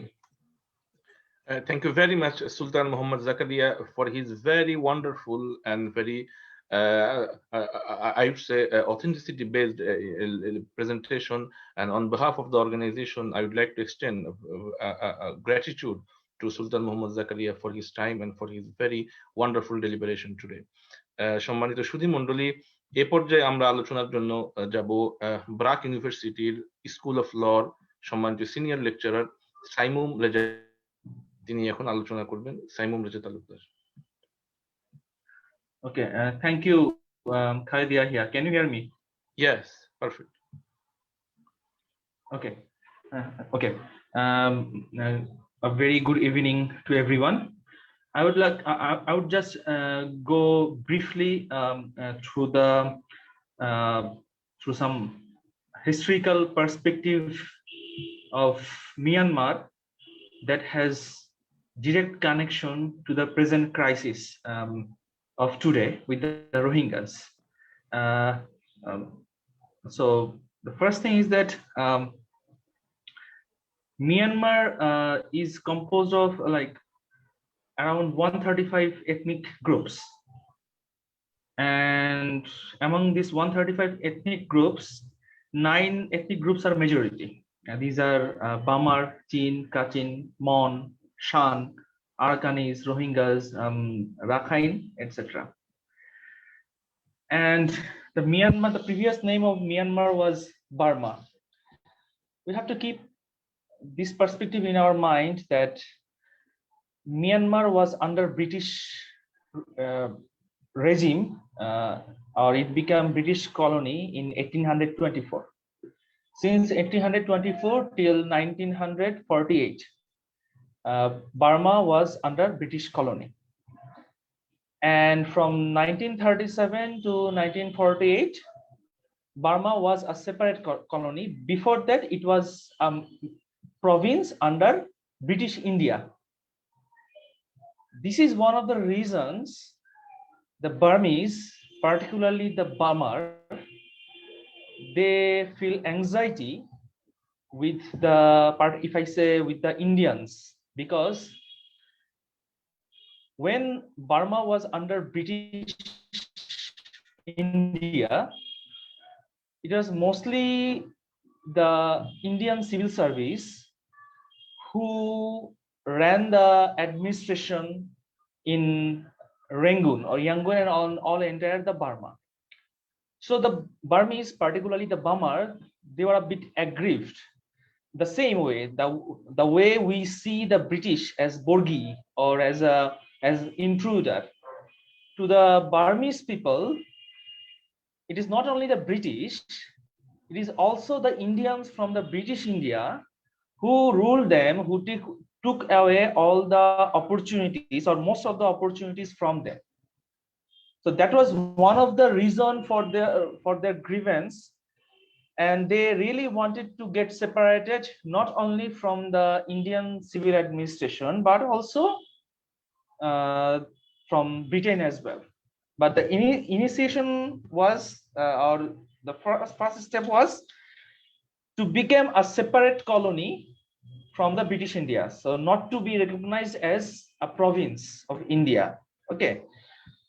and the Aung San, the father of the Aung San Suu Kyi, and his 30 fellows, who are known as 30 comrades, or who are the previous member of the Rangoon University Student Union.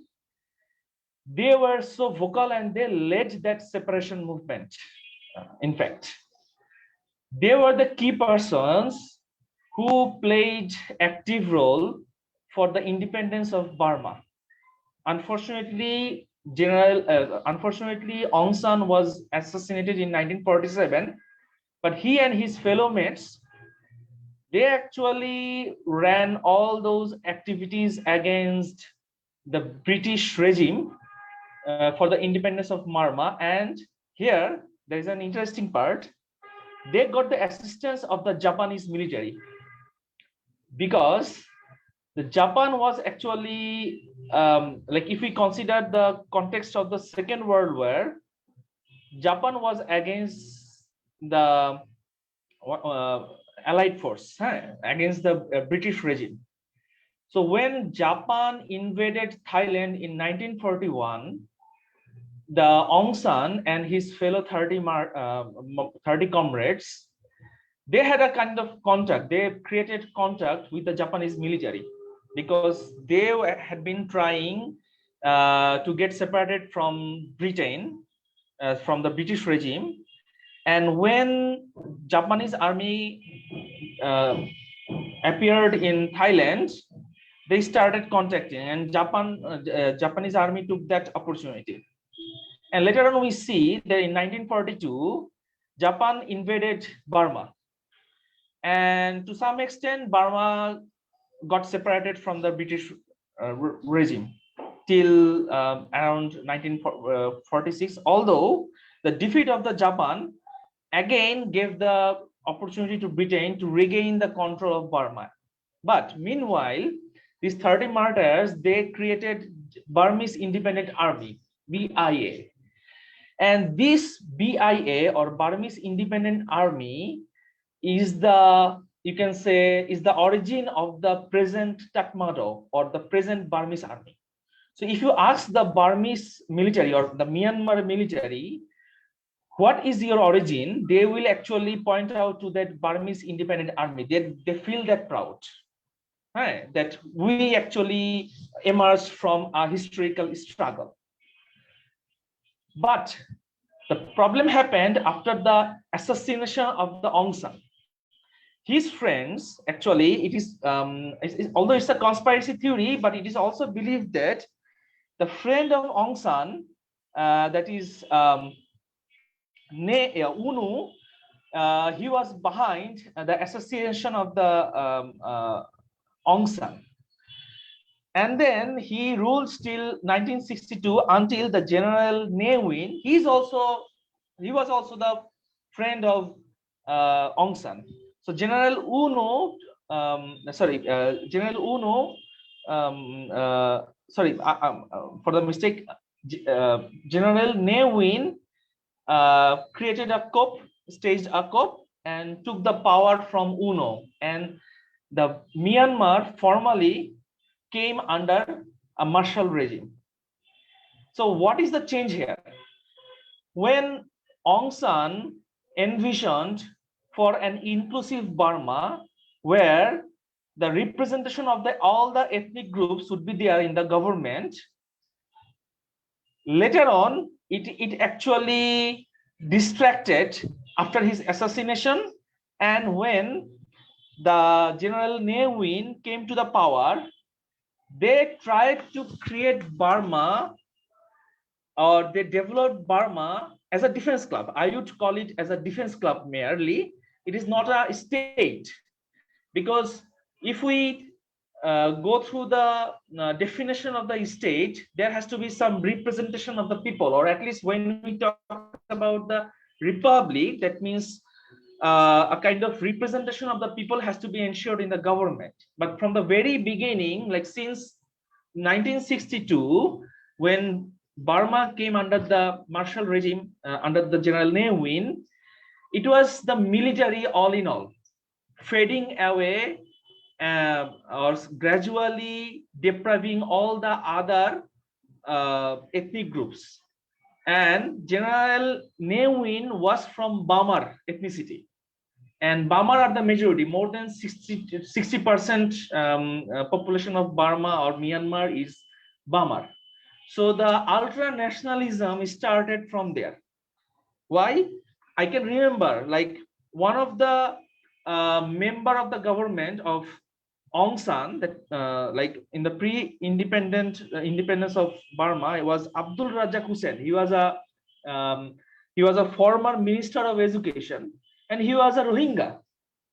So this was the vision, and this was the activities of Aung San, which actually was completely denied and faded away by the martial regime. And later on, what we have seen in 2008, the Tatmadaw, or the Myanmar or Burmese military, wrote a new constitution of the Myanmar. Why on that time, like after 1962, after all this year in 2008, why a new constitution is being written in Burma? Because that time it was a global recession, and already sanctions were imposed upon Burma. The sanctions were imposed by the Europeans, by the Americans, and the so-called liberal Western world. But they were actually looking for opportunities for new investments. All these years, China, officially or unofficially, maintained economic relation with the Myanmar, because under the sanctions of the Europeans and Americans, China was the only hope for supply of the essential goods. But when the global recession of 2008 happened, they were desperately, the Europeans were desperately looking for entering into new markets. So they started negotiating with the Burmese military. Okay, maybe we can kind of come to an agreement that you would allow the political parties of Myanmar to take part into election, and we would withdraw the economic sanctions from Myanmar, and Burmese Tatmadaw would get a kind of legitimacy, a passive legitimacy from that process. So we see the initiation of new constitution of Myanmar in 2008, where they actually made the Rohingyas stateless. And 2010, from this agreement in 2010, we see a general election in Myanmar, where the NLD party of Aung San Suu Kyi came into the power. However, still the defense actually was under the control from behind the skin. Why? Because they created the Union Solidarity and Development Party, and it had 25% seat in the Burmese parliament. And also there was an agreement that in the lower part of the Burmese parliament, 1/4 would be from defense, and in the higher part of the Burmese or Myanmar parliament, at least 33% would be represented from the defense. So ultimately, it was a puppet government of the Aung San Suu Kyi. However, the Western liberal world started portraying Burma as a democratic country because of their own economic interests. However, still the Burma was full-fledged under control of Burmese Tatmadaw. This actually, this kind of agreement actually failed in 2015, when gradually the popularity of the NLD grew, or when the Tatmadaw of Myanmar saw that the popularity of the Aung San Suu Kyi's party is increasing, they actually pulled the rush, and that created the problem. We see the association of the Kony. He was a lawyer and one of the very influential Muslim leader of Burma, So Kony, one of the long-term friend of Aung San Suu Kyi, was assassinated in 2017 in Burmese in Myanmar International Airport. So this actually shows that the Tatmadaw will not tolerate representation of the different ethnic communities, particularly the Rohingyas in Myanmar government or in the power house of the Myanmar. So this aspect we have to keep in our mind, because still now I am wrapping up now. Burma is not just a Mr. state at Simon all. Talukdar, just in a couple of minutes, 1 or 2 minutes here, can you Yeah. make Yes, I'm wrapping up within 1 minute. So lastly, the Rohingya issue is not only an economic issue, it rooted back to the ethnic conflict and ultra-nationalism of the Burmese, and also the power of the clash with the power-hungry Tatmadaw, who is actually Burma majority. So I am not sure what would be the future of the Burma, but even if the Aung San Suu Kyi come into the power, if they can defeat this present Burmese Tatmadaw, the basic character of the Myanmar would not be changed that much, because unfortunately they possess hatred against these ethnic communities, particularly the Burmese, are yet not to tolerate the other ethnic communities in the powerhouse of the Burma. So until and unless this status quo is not changed, whether it is a Tatmadaw or whether it is the NLD of the Aung San Suu Kyi, things will not be changed that much. Thank you so much. Yeah, thank you very much, honorable audience. We have been listening wonderful discussions from all of our very what should I say, renowned researchers, and no exception to Mr. Simon Talukdar. But due to our limited time, we could not give enough time to our every speaker. So thank you very much from on behalf of us to Mr. Simon Talukdar for his wonderful deliberation today in this session. সম্মানিত সুধী মণ্ডলী, এ পর্যায়ে আমরা আলোচনার জন্য যাব যিনি ইতিহাসকে ভালোবাসেন, ইতিহাস গবেষণায় যিনি নিজেকে নিবেদন করেছেন, রাজশাহী বিশ্ববিদ্যালয়ের ইসলামের ইতিহাস ও সংস্কৃতি বিভাগের সম্মানিত প্রফেসর ডক্টর মাহফুজুর রহমান আখন্দ। আমি সম্মানিত মেহমানকে ওনার আলোচনা রাখার জন্য অনুরোধ করছি। বিসমিল্লাহির রহমানির রহিম। রোহিঙ্গা সংকট উত্তরণের উপায় আমাদের করণীয় শীর্ষক আজকের এই সেমিনারের সম্মানিত সভাপতি, সুপ্রিয় উপস্থাপক, অতিথিবৃন্দ এবং ফেসবুক লাইভে যারা দেখছেন সবাইকে আমার পক্ষ থেকে আন্তরিক সালাম, শুভেচ্ছা, আসসালামু আলাইকুম। খুব গুরুত্বপূর্ণ একটি বিষয় নিয়ে আলোচনা চলছে এবং দীর্ঘ সময় ইতিমধ্যে আমরা অতিক্রান্ত করেছি।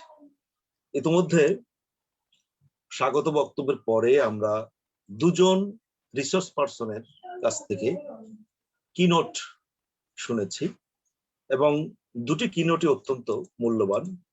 ডক্টর মোহাম্মদ আব্দুল বারি, যিনি প্রাক্তন secretary general Muslim council of Britain, খুব তথ্য সমৃদ্ধ একটি কিনোট উপস্থাপন করেছেন এবং কিনোট উপস্থাপন করেছেন অত্যন্ত একেবারে সচিত্র কিনোট।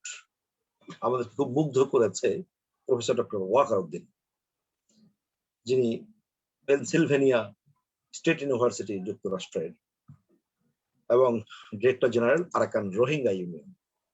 আমি ভীষণভাবে মুগ্ধ হয়েছি। পাশাপাশি বরাবরই খুব ভালো বলেন, ভালো লেখেন ইকতেদার আহমেদ, আমাদের খুব শ্রদ্ধাভাজন ব্যক্তিত্ব। আমি ভীষণভাবে তার লেখা খুব মুগ্ধতার সাথে পাঠ করি। তিনি খুব ভালো বলেছেন এবং রোহিঙ্গা সমস্যার যে মূল জায়গাটা, কেন এই সংকটটা সমাধানের ক্ষেত্রে বিলম্বিত হচ্ছে, এই বিষয়টি কিন্তু তিনি স্পষ্ট করেছেন। পাশাপাশি আমরা যে আলোচনা শুনেছি, বিশেষ করে আমাদের আরো দুজন আলোচক, সুলতান মোহাম্মদ জাকারিয়া, সাইমন রেজা তালুকদার, তারাও কিন্তু খুব সুন্দরভাবে সমস্যাটি চিহ্নিত করেছেন। আমি পিছনের ইতিহাসে যাব না, এই কারণেই যে এই নিয়ে আমি সম্ভবত বাংলাদেশে এর দাবি করি বা যে এই রোহিঙ্গা বিষয়ক গবেষণাটা প্রাতিষ্ঠানিকভাবে আমার দ্বারাই শুরু হয়েছে, এবং 2000 সালে আমি এমফিল ডিগ্রি অ্যাওয়ার্ড নেই এই রোহিঙ্গাদের উপর। সেই সময় কাজ করতে গিয়ে রোহিঙ্গার ক্যাম্পগুলোতে আমি প্রচুর ভিজিট করেছি, 97, 98, 99 এই সময়টি অনেকটা রোহিঙ্গা ক্যাম্পে আমাকে সময় কাটাতে হয়েছে। এবং আমার সেই বইটি পরবর্তী 2005 সালে বেরিয়েছিল ইসলামিক ফাউন্ডেশন গবেষণা বিভাগ থেকে, রোহিঙ্গা সমস্যা বাংলাদেশের দৃষ্টিভঙ্গি। এটি অবশ্য আউট অফ মার্কেট হয়ে যায়, অল্প দিনের মধ্যেই প্রিন্ট শেষ হয়ে যায়। এরপরে আমি পিএইচডিও করেছি এই বিষয়েই, 2005 সালে আমার পিএইচডি অ্যাওয়ার্ড হয়েছে, সেটি রোহিঙ্গা ব্যাক হিস্ট্রি নিয়ে কাজ করেছি, এবং সেটার একটা বই এখনো বাজারে প্রচলিত আছে, আরাকানের মুসলমানদের ইতিহাস, এটি আমি কাজ করেছি। আর সর্বশেষ যেটি 2018 সালে আমার একটি বই বেরিয়েছে, রোহিঙ্গা সমস্যা ও বাংলাদেশ, এটি আমি সর্বশেষ রোহিঙ্গাদের উপর ফিল্ড স্টাডি করে এই কাজটি করেছি। গতকাল রাতে আমি বাসায় ফিরেছি 10 দিনের ট্যুর শেষে, এবং অধিকাংশ সময়টা কেটেছে আমার রোহিঙ্গাদের ক্যাম্পে। আমি নতুন একটা রিসার্চ নিয়ে গেছি, রোহিঙ্গাদের ক্যাম্পগুলো ভিজিট করেছি, 34টা নতুন ক্যাম্প এবং 2টি পুরনো ক্যাম্প। আমি এই ক্যাম্পগুলোতে সময় দিয়ে তাদের টোটালটা দেখে আসলাম। তো আমি পিছনের দিকে যাব না, আসলে ইতিহাস চলে এসেছে, সংকট কিভাবে ঘনীভূত হয়েছে, রোহিঙ্গা সংকট কিভাবে আমাদেরকে রোহিঙ্গাদেরকে যেমন দেশ ছাড়া করেছে, স্টেটলেস করেছে, পাশাপাশি বাংলাদেশের জন্য কতটা সংকটকে ঘনীভূত করেছে, কতটা সমস্যায় ফেলেছে, সেটি আমরা আলোচনায় এসেছে, এবং সেটি আমি আরো দিকে যাব না। আমি যে জায়গাটাতে আলোচনায় যেতে চাই সেটি হচ্ছে যে আসলে সমস্যাটাকে আমরা কিভাবে চিহ্নিত করব, সমাধানের পথটাকে আমরা কিভাবে দেখব। আমাদের ইকতিদার আহমদ সাহেব কিন্তু বলে দিয়েছেন যে চায়না কেন এটা বিরোধিতা করছে, ভারত কেন এটি বিরোধিতা করছে। ভারত এবং চায়না যদি না চায়, গোটা মুসলিম দেশ রোহিঙ্গাদের পক্ষে ঠিক আছে, কিন্তু ভারত, চায়না সহ অন্যরা যারা চাচ্ছে, ইউরোপীয় ইউনিয়নের ইউরোপীয় রাষ্ট্রগুলো, আন্তর্জাতিক পরিমণ্ডলে জাতিসংঘের যেসব পাওয়ারফুল স্টেট, তারা যদিও বিষয়টি সমাধানের জন্য অনেকেই উপরে উপরে চাচ্ছে, বাস্তবিক পক্ষে তারা কি সমাধানের জন্য এগোচ্ছে, নাকি ক্রমশ স্টেটটা ছোট করে নিয়ে আসা হচ্ছে, সেখানকার মুসলিম কমিউনিটিকে সেখান থেকে উৎখাত করা হচ্ছে। আমি গত কদিন আগে এই যে ইন্টারভিউতে করলাম, অনেকের ইন্টারভিউ করেছি, তারা যে কথাটি বলেছেন, যে সব জায়গা থেকে রোহিঙ্গাদেরকে তছনছ করে দেওয়া হয়েছে, সেই গ্রামগুলো কোনগুলো বুলডোজার দিয়ে তাদের অস্তিত্ব বিলীন করে দেওয়া হয়েছে, এবং কোনো কোনো জায়গায় অন্য জায়গা থেকে রাখাইনদেরকে এনে সেখানে পুনর্বাসন করা হচ্ছে। তো যে জায়গাগুলো টোটালি দখল হয়ে যাচ্ছে, অ্যাবুলিশ হয়ে যাচ্ছে, বুলডোজার দিয়ে শেষ করা হচ্ছে, আমরা কি আশা করতে পারি আদৌ যে দ্বিপাক্ষিক হোক কিংবা আন্তর্জাতিক পরিমণ্ডলকে রিকোয়েস্ট করে হোক আমরা রোহিঙ্গাদেরকে আবার ওখানে পাঠাতে পারবো? 78 সালে আগত রোহিঙ্গাদের অবস্থা কি হয়েছে আমরা দেখেছি, যে সে সময় প্রেসিডেন্ট জিয়াউর রহমান অনেক চেষ্টা করে আন্তর্জাতিক পরিমণ্ডলকে কাজে লাগিয়ে তিনি পাঠাতে পেরেছিলেন, কিন্তু সবাইকে তার বাড়িঘর ফিরে পেয়েছিল? আমি যখন ইন্টারভিউ করেছি 97-98 সালে, অনেক পরিবারকে আমি পেয়েছি যারা গিয়েছিল আবার ওখান থেকে বিতাড়িত হয়ে চলে এসেছে। আমার স্পষ্ট মনে আছে আরাকানে ওই সি বিচে, আমাদের কক্সবাজারের সি বিচে আমি বর্ষাকালে খুঁজে খুঁজে একজন জেলেকে খুঁজে বের করেছে, জেলের পরিচয় নিয়েছি, একজন বাদাম বিক্রেতা, ফুলের মালা বিক্রেতা, ঝিনুকের মালা বিক্রেতা, তার পরিচয় নিয়েছে, আস্তে আস্তে তার সাথে কথা বলে মালা কেনার উচিলায় তার বাসায় পর্যন্ত গেছি। তারপরে শুনেছি যে হ্যাঁ, ওরা অনেক আগে এখানে এসেছে, ওই ছেলেটির জন্ম এখানে, কিন্তু তার ফ্যামিলি এসেছে 78 সালে যারা এসেছিল, আবার তারা চলে গিয়েছিল, পরে ওখান থেকে আবার বিতাড়িত হয়েছে 85-86 দিকে। তার মানে কি দাঁড়াচ্ছে, এই যে তারা 91 সালে যারা এসেছিল, যাদেরকে আমরা পাঠিয়েছি, আমার এই বইতে পুরো তালিকা আছে, কোন সময় কত তারিখে কতজন গেছে, প্রত্যাবর্তন হয়েছে। এই প্রত্যাবর্তিত রোহিঙ্গারা তারা কি যা প্রত্যাবাসিত হয়েছিল, তারা কি তাদের বাড়িঘর ফিরে পেয়েছিল, তারা তাদের জমি জমা ফিরে পেয়েছিল? এইটা কে দেখেছে? আন্তর্জাতিক কোনো মিডিয়া এটা কি দেখেছে? বা কেউ কি তত্ত্বাবধান করেছে? তুমি এখানে 50 বিঘা জমির মালিক ছিলে, এই তোমার জমি ফিরে দিলাম, তোমার বাড়িঘর ফিরে দিলাম, তোমার পুকুর ফিরে দিলাম, তোমার সবকিছু ফিরে দিলাম, এখন কাঠ বাঁশ দিয়ে তুমি বাড়িঘর তৈরি করে থাকো, এরকম কোনো ব্যবস্থা কি হয়েছে? অতীতে যদি না হয়ে থাকে, তাহলে যে সময় খোদ মিয়ানমারে অং সান সু চি নিজেই যখন বাস্তুচ্যুত হতে চলেছেন, সে জায়গায় আমরা সমস্যা কোন জায়গায় নিয়ে যেতে পারি বা এটার সংকটটা সমাধান কি? হয়তো বলবেন যে আপনি হতাশাবাদী মানুষ। না, আমি কোনো সময় হতাশাবাদী মানুষ না। আমি যেহেতু সৃজনশীল সাহিত্য করি, আমি সবসময় আশার আলোকে নিয়ে ভাবতে চাই। তবে আমার আশার আলোটাকে একটু বাস্তবতা রূপে দিতে হবে। আমি এবার রোহিঙ্গা ক্যাম্পগুলো খুঁজে খুঁজে যে সমস্যাগুলো আমার কাছে মনে হয়েছে, সমাধানকে আমরা অন্যভাবে নিতে পারি। প্রথম কাজ হবে রোহিঙ্গাদেরকে কিভাবে আবারও দেশে ফেরত দেওয়া যায়, এই ব্যাপারে আন্তর্জাতিক মহলে কূটনৈতিক পর্যায়গুলো বেগবান করা, এই ক্ষেত্রে কোনো সন্দেহ নেই। তবে একটা বিষয় মনে রাখতে হবে যে আমাদের এখানে রোহিঙ্গা ক্যাম্পের কথা আমাদের আলোচকরা বলেছেন, আমাদের ইকতিদার আহমদ সাহেব বলেছেন যে কি অবর্ণনীয় মানে তারা জীবনযাপন করছেন। হ্যাঁ, এটা ঠিক আছে, তারা কষ্টে আছেন, কিন্তু আলহামদুলিল্লাহ বাংলাদেশের মানুষ তাদের হৃদয়ের ভালোবাসা দিয়ে, বাংলাদেশ সরকারের ঐকান্তিক প্রচেষ্টায় এবং আন্তর্জাতিক মিডিয়ার আন্তর্জাতিক সংস্থাগুলো তাদের সহায়তায় এরা কিন্তু দুবেলা খেতে পাচ্ছে, খাওয়া দাওয়ার কোনো সংকট নেই, থাকার একটু জায়গা শেল্টার পেয়েছে। কিন্তু যেসব মানুষগুলো মিয়ানমারে, তারা তাদের সার্কেলে যে জায়গাটিতে বন্দি অবস্থায় আছে, গ্রামে নেই, তারা মিয়ানমারের সরকারের তত্ত্বাবধানে সেখানে আরাকানে রয়েছে প্রায় 2.5 লক্ষাধিক। এই মানুষগুলো কি অবস্থায় আছে কে জানে? গ্রামে যে মানুষগুলো তারা কি অবস্থা আছে কে জানে? সে খবরগুলো প্রতিনিয়ত কিন্তু ক্যাম্পে আসছে, এবং ক্যাম্পে আসছে এরা আর যাইতে চাইবে কেন এই অবর্ণনীয় নির্যাতনের মধ্যে?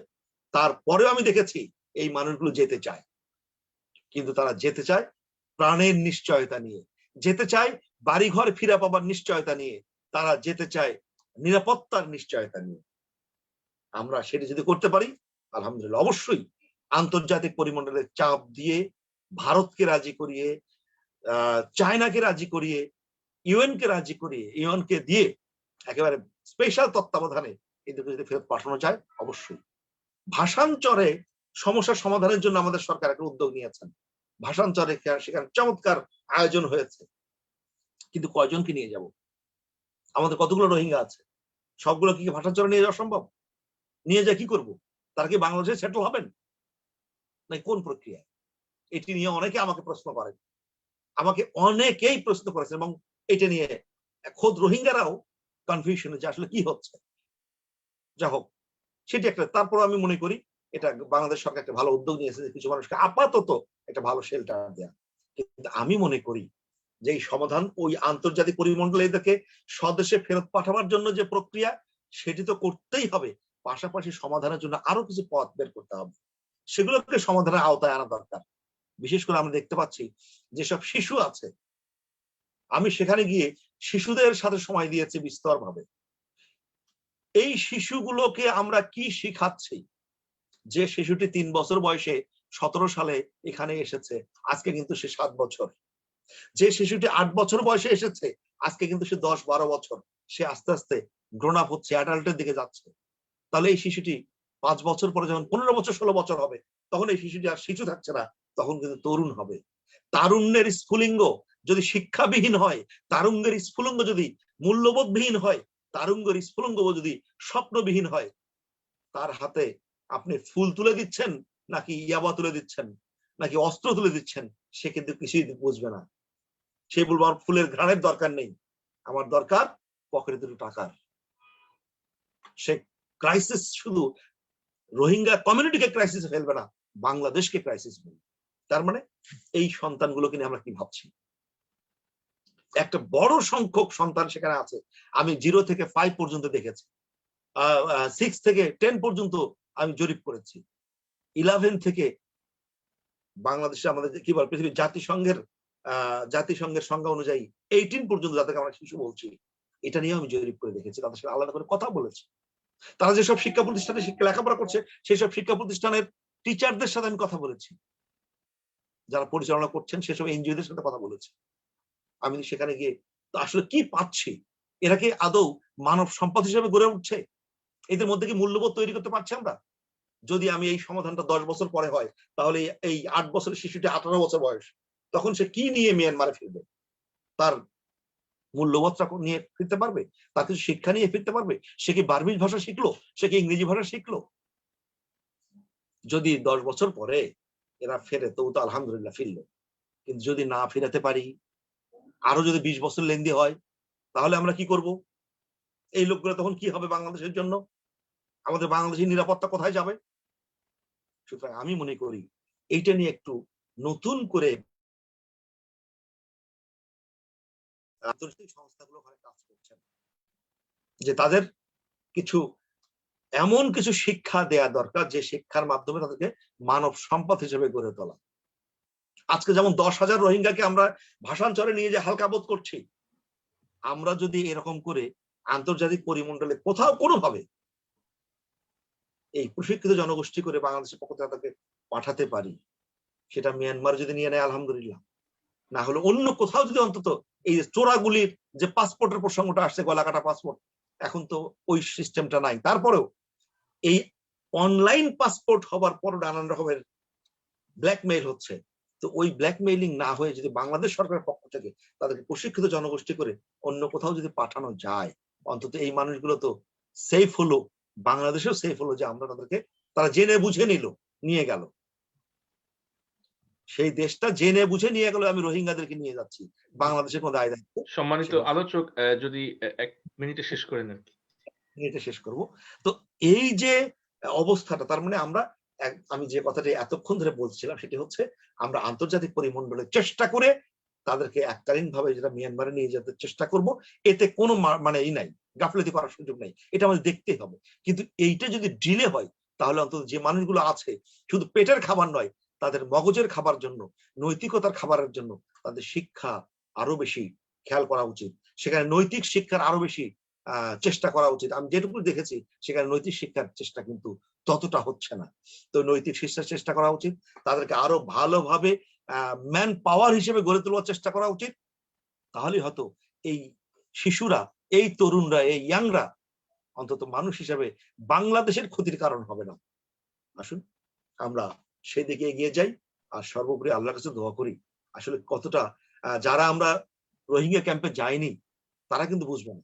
আমি যেহেতু বলছি যে 98 সাল থেকে আমার ক্যাম্পগুলো বিচরণ করা, সুতরাং আমি তাদের হৃদয়ের কষ্টটা অনুভব করি, বুঝি। এই মানুষগুলোর জন্য আমরা দোয়া করি, আসলে কি করবো, উপায় না। আমি ধন্যবাদ জানাতে চাই আজকে সুন্দর এই আয়োজন। এই আয়োজনে অন্তত ব্যথিত, দুঃখিত, কষ্ট থাকা মানুষগুলোকে নিয়ে আলোচনা হচ্ছে। আর কেউ না হোক, আল্লাহ যা দেবেন, আমি এই জন্য ধন্যবাদ এবং কৃতজ্ঞতা জানাই। তবে এই আলোচনাগুলো আরো যদি আমরা একটু স্পেসিফাই করে করতে পারতাম, তাহলে আরো বেশি সমৃদ্ধ হতো। সবাইকে ধন্যবাদ, কৃতজ্ঞতা। আসসালামু আলাইকুম ওয়া রাহমাতুল্লাহ। জি, ধন্যবাদ এবং কৃতজ্ঞতা জানাচ্ছি প্রফেসর ডক্টর মাহফুজুর রহমান আখুনকে ওনার চমৎকার আলোচনা পেশ করার জন্য। সম্মানিত সুধীমণ্ডলী, এ পর্যায়ে আমরা আলোচনার জন্য যাব যিনি আমেরিকা থেকে আমাদের সাথে যুক্ত হয়েছেন, মোহাম্মদ জিয়াউল ইসলাম শামীম, যিনি national director justice and human dignity department, Muslim Ummah of North America, যুক্তরাষ্ট্র। মেহমানকে ওনার আলোচনা রাখার জন্য বিনীতভাবে অনুরোধ করছি। أعوذ بالله من الشيطان الرجيم. بسم الله الرحمن الرحيم. I'll be very brief. So this is really tough to talk after the keynote speakers and all the academics and the subject matter experts. But inshallah, I'll be very focused on 2 questions. So one is Dr. Abdul Bari was asking, was presenting at the end of his presentation that what we should do, and Professor Waqar Ahmed was mentioned that what can the international community can do. So সর্বপ্রথম আমি world মুসলিম হেরিটেজের সম্মানিত moderator, সম্মানিত president, আপনাদেরকে ধন্যবাদ জানাই, এবং আপনারা যে যেখানে দর্শক শ্রোতা আজকের এই অনুষ্ঠানে আছেন, শুনছেন, এবং সর্বোপরি যারা নাফ নদী অথবা আন্দামান সিতে বোটের উপরে থেকে তাদের ভবিষ্যৎকে খোঁজার চেষ্টা করছে সেই রোহিঙ্গা ভাই এবং বোনেরা। সো ভেরি ফার্স্ট যেটা স্লাইড, যেটা এখানে বেসিক্যালি যেটা ডক্টর ওয়াকার আহমেদ উনি দেখাচ্ছেন, এটা আমাদের দেশে পার্সিয়ালি, এবং প্রফেসর মাহফুজুর রহমান আখুন যেটা বললেন সেটারই একটা স্ন্যাপশট। তো এতে করে আমরা নাম্বারটা জানি যে একটা হিউজ নাম্বার বাংলাদেশে আছে, এবং তাদেরকে নিয়ে কি করা উচিত, কি হবে, সেটা আমাদের অল প্যানেলিস্ট এবং দুজন কিনোট স্পিকার ডিটেলস বলছেন, তা আমি সেদিকে না যাই। সেদিকে না গিয়ে আমি মনে করি যে আমরা part of global village. So we are not a citizen in particular country. Yes, we are citizen for a particular country for our legal purpose, but we are citizen for global village to serve the humanity. So with আপনারা জানেন যে ফেব্রুয়ারির 28 তারিখে আল জাজিরাতে একটা সুন্দর presentation আসছে। সেখানে তাদের প্রেজেন্টেশনের হেডিং ছিল যে who is responsible for Rohingya refugees rescue at sea. Recently যেটা হচ্ছে, বাংলাদেশ থেকে বেশ 81 জনের মতো রোহিঙ্গা তারা বোট করে নৌকায় করে মালয়েশিয়া দিকে যেতে চাচ্ছিল আর কি। বাট বাই দিস টাইম তারা আসলে খাবার নাই, তারা আন্দামান সিতে স্টাক হয়ে আছে। এবং already 8 Rohingya they passed away while they were on the boat. It is really touching our heart and touching our mind that how it is possible that as a human being try to going some other place or location for their surviving, and 8 brothers, sisters, husbands, or mom or dad, they died on the boat. And I don't know what happened after that, but of course they throw it in the ocean, and the dead bodies become food of the maybe some shark or something else. So সম্মানিত ভাইরা, বোনেরা, আপনারা যেখানে আছেন, আমাদের সম্মানিত panelist, ওনারা কি করণীয় সেটা আপনাদেরকে বলছেন, এবং it touches our heart. So the pictures আমরা যেগুলি দেখলাম, এটা really means unimaginable. So এরপরে দেখেন যে এখানে একটা জেনেভা কনভেনশন, যেটা একটা রেজুলেশন আছে, সেটা হচ্ছে 1951। এটা ডাজ নট ম্যাটার কে কোথায় কিভাবে আসলো, কোনো পানিপথে কোনো সীমান্তে যার সীমান্তে যায় তাদেরকে সেই কান্ট্রি তাদেরকে নিতে হয়। By default Andaman sea part of India, so India also signatory for this convention. So by default they should take them, but they are not taking them, but still they are hanging on the Andaman Sea with this tiny boat. So এখন আসেন যে doctor Abdul বারী এবং professor Waker Uddin যে বিষয়গুলি আমাদেরকে বলেন, আমি সেই দুইটা বিষয়কে ফোকাস করতে চাই। আমি থাকি আমেরিকায়, আমি human rights activist, and as I said that I am part of the global village. So what we can do, এখানে আপনারা দেখতে পাচ্ছেন যে সেকেন্ড স্লাইড, যেটা এখানে ইউএস সিনেট এবং হাউজে 35টা রেজুলেশন এ পর্যন্ত পাস হয়েছে for Rohingya issues, Rohingya Burma Muslim, primarily Muslims এবং রোহিঙ্গা ইস্যুস। সো এখানে আমি কয়েকটা জাস্ট রিসেন্ট কয়েকটা আমি এখানে আপনাদের সাথে শেয়ার করলাম। এবং এই যে 35 রেজুলেশন পাস হয়েছে, এটা হচ্ছে 2003 থেকে এ পর্যন্ত। তো এখন এই কাজগুলি কিভাবে হয়? সো এখানে আপনারা দেখতে পাচ্ছেন যে এখানে একজন সিনেটর অথবা একজন কংগ্রেসম্যান এটা স্পন্সর করছে এবং তার সাথে কয়েকজন কো স্পন্সর থাকে। তার মানে যদি একজন সিনেটর অথবা একজন কংগ্রেসম্যান একটা রেজুলেশন প্রস্তাব, মানে একটা প্রস্তাব ডিসকাশনের জন্য লোয়ার হাউজে হাউজে দেয়, কংগ্রেসে দেয়, তখন সেটা কংগ্রেসে ডিসকাস হয়। ডিসকাস হওয়ার পরে এখানে কিছু কো স্পন্সর লাগে। কো স্পন্সর যদি বেশি হয় তো সেটা পাস হওয়ার সম্ভাবনা বেশি থাকে, এবং সেটা পাস হওয়ার পরে লোয়ার হাউস যেটা কংগ্রেস, সেখান থেকে পাস হওয়ার পরে সিনেটে যায়। সিনেটে পাস হওয়ার পরে সেটা যদি বিল আকারে পাস হতে হয় তাহলে সেটা প্রেসিডেন্টের সিগনেচার লাগে আর কি। তো মোস্ট অফ দ্য কেসে যেগুলি প্রেসিডেন্টের সিগনেচার লাগে সেটাই হচ্ছে বিল, এবং এই সংখ্যাটা খুবই কম। তো সেক্ষেত্রে আমরা কি করতে পারি? আমরা যারা আমেরিকাতে আছি, আমরা আমাদের লোকাল কংগ্রেসম্যান এবং সিনেটর তাদের সাথে যোগাযোগ করতে পারি। এবং এই যে 35 রেজুলেশন এ পর্যন্ত পাস হয়েছে, এটা because of too much effort for every community from Rohingya and all communities, not only from Muslims, human rights activists and organization as well. And so this is one. And the second is আমরা জানি যে UN এর একটা organization within UN একটা entity আছে যেটাকে আমরা বলি যে the Office of High Commission for Human Rights, এবং এই এন্টিটিটাই বেসিক্যালি গ্লোবালি হিউম্যান রাইটস যে ট্রিটি এবং হিউম্যান রাইটস কনভেনশন গুলি হয় সেগুলি তারা ওভারসিজ করে, এবং এই এন্টিটিটাই বেসিক্যালি এই কাজগুলি promote and protect human rights, তারপরে help empower people, assist governments, inject human rights perspective into all UN programs. এই জিনিসগুলি তারা এই প্রোগ্রামগুলি তারা ওভারসিজ করে এই এন্টিটিটা। এবং এখানে অনেকগুলি ইন্টারন্যাশনাল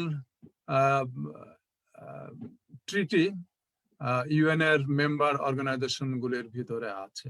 এর ভিতরে এখানে মাত্র কয়েকটা আমি এখানে জাস্ট অ্যাড করছি। তো সেখানে প্রথমটাই হচ্ছে দেখেন যে international convention on the elimination of all forms of racial discrimination, International Covenant on Civil and Political Rights, International Covenant on Economic, Social and Cultural Rights, Covenant on the Elimination of all forms of discrimination against women.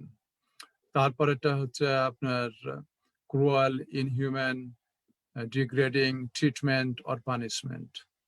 Covenant on the rights of the child, International Convention for the Protection of all persons from enforced disappearance. এরপর একটা optional protocol for Covenant on Economic, Social and Cultural Rights, পর একটা Civil and Political Rights, এরপর একটা for discrimination for the women. So আমরা যদি এটা দেখি এই প্রত্যেকটাতেই অধিকাংশ ইউএন মেম্বার যেগুলি আছে, কান্ট্রিগুলি আছে, অধিকাংশ এর সিগনেটরিজ। সো হোয়াট দ্যাটস মিন, আমরা আন্তর্জাতিকভাবে যেটা আমাদের কিনোট স্পিকারস দুজনই যেটা আমাদেরকে রিকোয়েস্ট করছেন, আপিল করছেন, আমরা এই এন্টিটি গুলাতে যদি রিচ আউট করতে পারি তাহলে এই যে বডিগুলি ট্রিটিগুলি আছে এদের অধিকাংশের সাথেই Burma itself signatories. There are few countries only they are not signatories for some international bodies. So Burma is one of them, but I am sure they are part of many bodies and treaties. So what that's mean, যে আমরা এইগুলাকে যদি reach out করতে পারি, then it will help করবে end of the day যে বার্মে যারা আমাদের আরাকানি মুসলিম যারা বিভিন্ন জায়গায় স্পেশালি বাংলাদেশে মানবতার জীবনযাপন করছে তাদের রিটার্ন টু দেয়ার হোম, এবং by born they have right to go back their home. This is Arakan is their home, so there is no reason Burma will not take them. They have to take them with the dignity and honor. সম্মানিত সুধী এবং শ্রোতা, আপনারা যে যেখানে আছেন, আমি আশা করি যে আজকের এই সুন্দর আলোচনা আমাদেরকে এবং আগামী দিনে রোহিঙ্গাদের উপর যে নির্যাতন এবং তাদের সোনালী স্বপ্নের যে দিনগুলোকে তারা এভরি সিঙ্গেল মিনিট তারা সেই স্বপ্ন দেখে, আমরা দোয়া করি তাদের স্বপ্ন পুরা হোক, এবং আমরা যে যেখানে আছি গ্লোবাল ভিলেজের মেম্বার হিসেবে, গ্লোবাল ভিলেজের সিটিজেন হিসেবে আমরা যাতে আমাদের কাজটুকুন করতে পারি। আমরা যে যেখানে আছি, আমি আমেরিকার কথা বললাম, ইউকে, ইউরোপ, ইভেন আপনারা বাংলাদেশে বসে আপনারাও কিন্তু এদেরকে রিচ আউট করতে পারেন এই এন্টিটি গুলাতে। ইভেন বাংলাদেশের থেকেও কিন্তু আমরা ইউএস অথবা অন্যান্য দেশের ল মেকার্স তাদেরকে ইমেল করতে পারি, ফোন করতে পারি। Everything becomes so easy and convenient নাউডেজ। So এতটুকু বলে এগেন আমি আবারও এই গ্লোবাল হেরিটেজকে আন্তরিক মুবারকবাদ জানিয়ে এবং প্যানেলিস্টদেরকে ধন্যবাদ জানিয়ে আমি আমার কথা শেষ করছি। আসসালামু আলাইকুম ওয়া রাহমাতুল্লাহ। ওয়ালাইকুম আসসালাম ওয়া রাহমাতুল্লাহ। অত্যন্ত চমৎকার আলোচনা শুনছিলাম আমরা মোহাম্মদ জিয়াউল হক শামীম ওনার কাছ থেকে। আজকে অনুষ্ঠানে আসার জন্য ওনাকে আমরা আবারও ধন্যবাদ জানাচ্ছি এবং কৃতজ্ঞতা প্রকাশ করছি। সম্মানিত সুধী মণ্ডলী, আমরা আমাদের আজকের আয়োজনের শেষ দিকে চলে এসেছি। এ পর্যায়ে আমরা আলোচনা শুনবো যিনি যুক্তরাজ্য থেকে আমাদের সাথে যুক্ত হবেন, ব্যারিস্টার হামিদ হুসাইন আজাদ, প্রধান নির্বাহী মুনতাদা এইড যুক্তরাজ্য।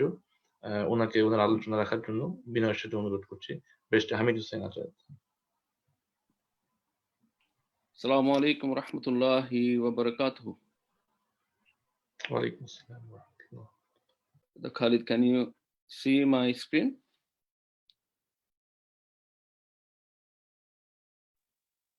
Is my screen appeared there?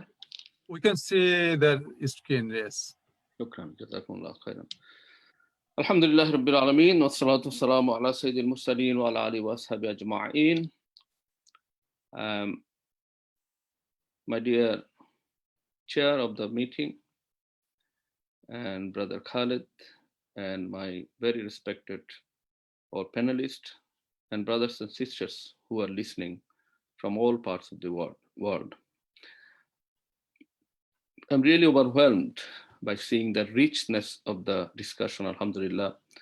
I've been listening from the very beginning, apart from a little break in between. Alhamdulillah, everybody made a wonderful presentation. Jazakumullah khairan. And especially I'm really glad to see my dear brother, Professor Waqaruddin, after a long time, Brother Mahfouz, Brother Sultan Muhammad Zakaria, and all other panelists, alhamdulillah. It was really my pleasure to hear from you. And in fact, lots of points we are supposed to cover today, you have covered, alhamdulillah. I had the opportunity to visit Myanmar, inside Myanmar. I had the opportunity to talk to the people and had the opportunity to do something through a very hard negotiation with the government, and also had the opportunity to visit Bangladesh sites as well, alhamdulillah, and saw the plight of our brothers and sisters, Rohingya brothers and sisters. Is really inhuman what already many of our co-panelists covered. I'm conscious that today among the audience there are Bengali speaking audience, English speaking audience, and Rohingya speaking audience as well. So alhamdulillah, my benefit is, I can speak Bangla, I can speak Chatgaya and English as well, alhamdulillah. So for the benefit of everybody, I'll try to, my presentation in the slide you will see in English, of course, but I'll try to speak in Banglish, sometime Bangla, sometime English, sometime Chatgaya. And our Rohingya Bhai Boin Okol Begun Jara Intelligent Tarara Salam Assalamu alaikum wa rahmatullahi wa barakatuh. So the long-standing Rohingya crisis in Myanmar has generated massive human rights violation. It has become a major humanitarian disaster. My brother from Amnesty International actually highlighted on this. I'm not going to give much time on this. And it is not only an internal matter for Myanmar, as it has destabilized the regional tranquility of South and Southeast Asia and triggered a global outcry. Recent attack on democracy and heinous and brutal attack on much people in Myanmar and Rohingya, it actually brought Rohingya crisis into a national crisis in Myanmar. What we are seeing in the last few days, more than 40 people killed by Myanmar army, brutal army we are seeing. So it is no longer a local crisis, it has become a national and international crisis. At the start of 2018, a UN team found that Myanmar's sanction against the Rohingya amounted to genocide. We know that. In late January of 2020, the International Court of Justice ordered Myanmar to take all necessary measures to prevent genocide act against the Rohingya. So this was a crucial breakthrough. Any verdict from ICJ is virtually worthless unless the United Security Council enforces it. Unfortunately, আমরা দেখছি ICJ international criminal court একটা verdict দিয়েছে, কিন্তু এই verdict কখনো কাজে আসবে না যদি এটা সিকিউরিটি কাউন্সিলে এটা পাস না হয়, এটা ইমপ্লিমেন্ট করার জন্য তারা যদি পদক্ষেপ না নেয়। And again, in November 2019, Gambia, on behalf of the 57 Nation Organization of Islamic Cooperation, filed the first international lawsuit against the Myanmar at the International Court of Justice, accusing the country of violating the UN Genocide Convention. And about this, my brother, Dr. Walker, Professor Walker actually covered this. I'm not going into this. And we know that it went to the Security Council, but unfortunately, some Security Council members, including Russia, China, have resisted and put a increased pressure on Myanmar, resisted this year the Security Council resolution to put pressure on the Myanmar government to stop this genocide.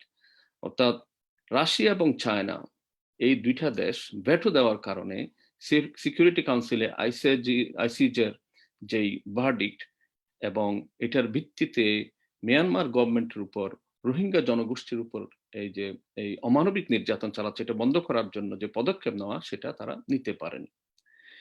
এবং এটার পর আমরা দেখি additionally a report commissioned by Secretary General of the United Nations in 2020 and 2018 to curb violence in Myanmar, but again this we see again it is failed attempt.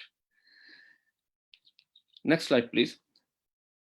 I think if we think here in between, I'd like to say why China, India, Russia, USA, these countries, they are not interested to actually put pressure on Myanmar government.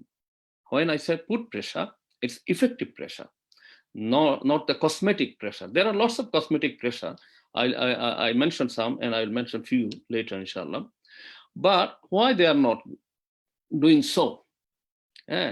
Because in China, we know China is oppressing Muslim, our Uyghur Muslim brothers and sisters. So they have some commonality. China, আমাদের উইগুরের মুসলমানদের উপর কি নির্যাতন চালাচ্ছে আমরা দেখছি, এবং এই জন্য মায়ানমার এবং চায়না একটা কমনালিটি আছে।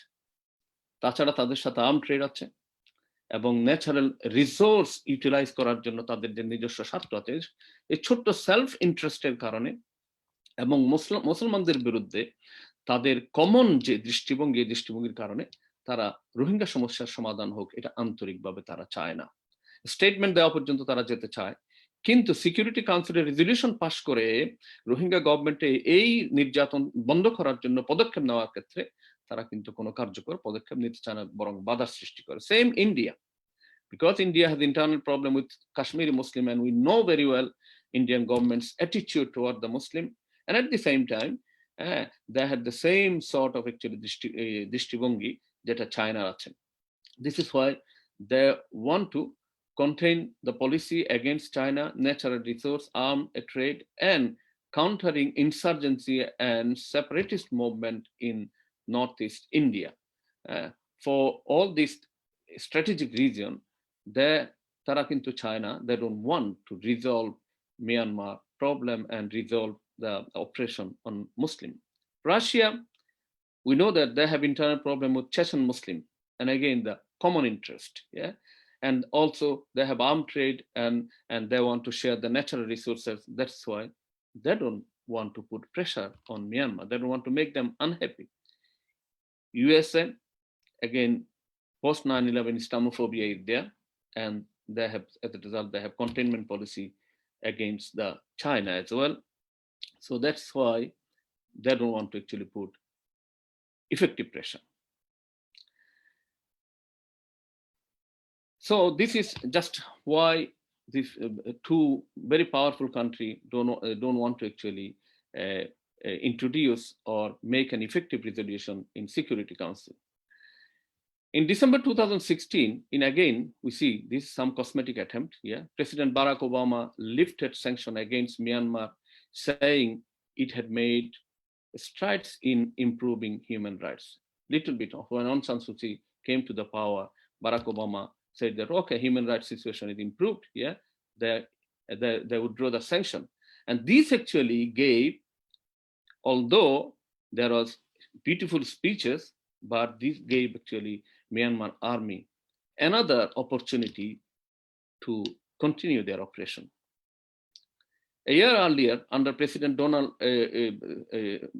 Trump, new Senate sanctions were imposed, and Myanmar generals for his alleged role in the military attack in Rakhine. Again, this sanction actually, it was not such that they have to stop the operation. It was not a compelling sanction.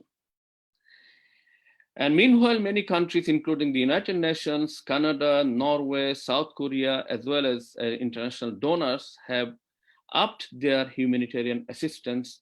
Advocacy groups, including Human Rights Watch, Amnesty International, the Arakan Project, and Fortify Rights, continue to appeal for international pressure on Myanmar's government. But this pressure remained pressure. It was not effective. For example, in November 2018, Amnesty International stripped Aung San Suu Kyi of the Ambassador of Conscience Award it had conferred on her during her 15-year house arrest. Yeah?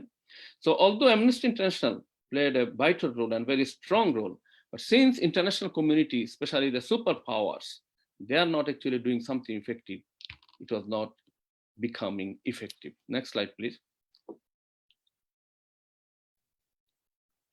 Still, resentment of the military group, minority group has run deep for generations, and the all history, especially Brother Mahfouz mentioned, the conflict is still active, we know, and the state is still in deep chaos.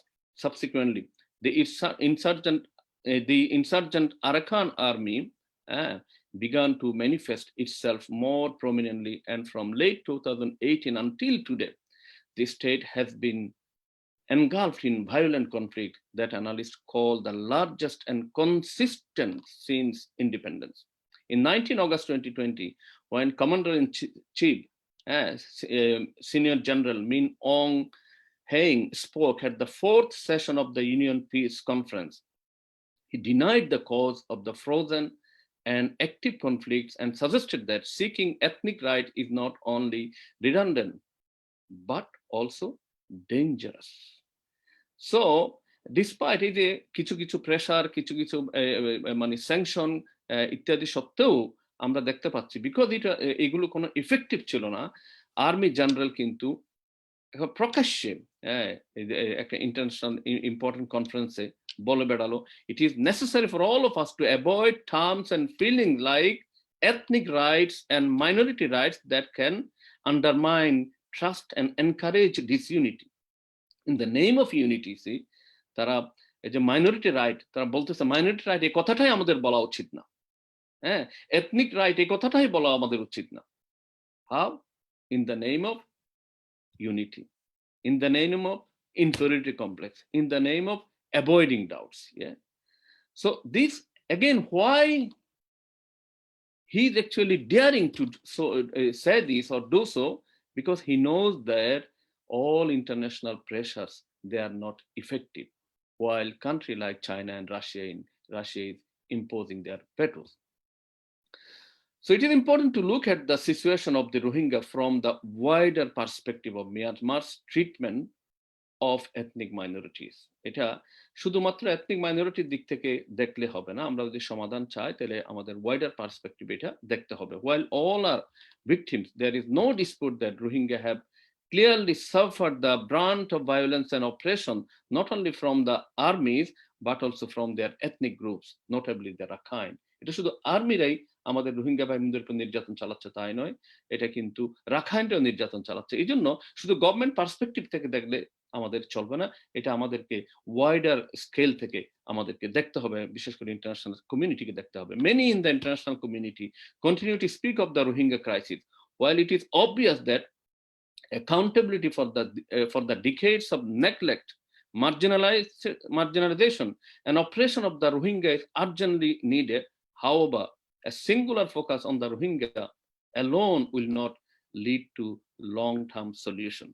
যেটা আমি বলতে চাচ্ছি, yes আমরা দেখতে পাচ্ছি international community বিভিন্ন সময় resolution pass করছে, স্টেটমেন্ট দিচ্ছে, অথবা কখনো কখনো এইড দিচ্ছে, কখনো কখনো কসমেটিক প্রেসার দেওয়ার চেষ্টা করছে, কিন্তু এগুলো কখনো কোনো কাজ হবে না যদি ইন্টারন্যাশনাল কমিউনিটি এটাকে একটা আইসোলেটেড প্রবলেম হিসাবে দেখে। এখন আমরা দেখতে পাচ্ছি যে আসলে এখন প্রবলেমটা শুধু রোহিঙ্গা কমিউনিটির প্রবলেম না, এখন এটা একটা বার্মার অন্যতম একটা প্রবলেম হয়ে গেছে। কেননা এই যে আর্মি এবং এই জনগোষ্ঠীটা একটা কমিউনিটির উপর সিস্টেমেটিক্যালি নির্যাতন চালিয়ে আসছে, কিন্তু এটার বিরুদ্ধে কোনো ইফেক্টিভ পদক্ষেপ নেওয়া হয় নাই।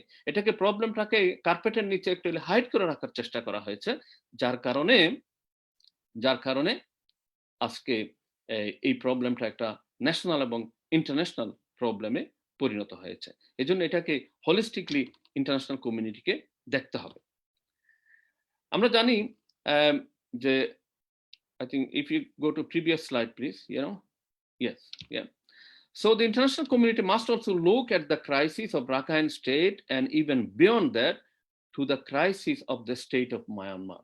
So এটাকে কিন্তু একটা রাখাইন প্রবলেম হিসেবে না দেখে আমাদের আগের বক্তারা অনেকেই বলেছেন যে সরকারের মধ্যে এই জাতির কোন অংশের মধ্যে যে একটা মানে এটার ভিতরে একটা প্যান্ডেমিক হয়ে আছে, এই প্যান্ডেমিকটাকেই অ্যাড্রেস করতে হবে ইন্টারন্যাশনাল কমিউনিটিকে। Next slide please. So আমরা জানি there was a Rakhine Advisory Commission, RAC, chaired by Kofi Annan, from 2016 to 2017. They gave a beautiful roadmap. International community need to give actually proper attention to that roadmap.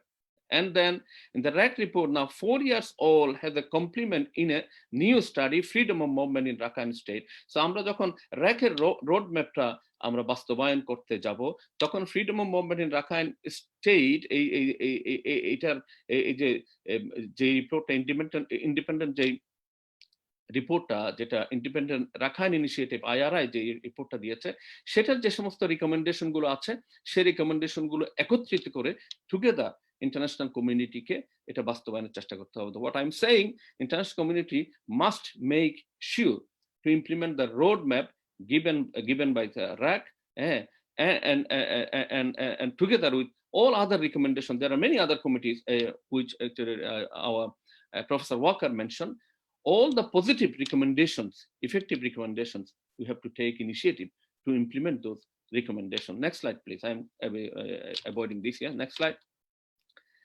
So international community must take those reports seriously and sincerely. What I'm saying, international community যত report এ পর্যন্ত publish হয়েছে রোহিঙ্গাদের operation বন্ধ করার জন্য, সব রিপোর্টগুলোকে seriously এবং positively নিতে হবে।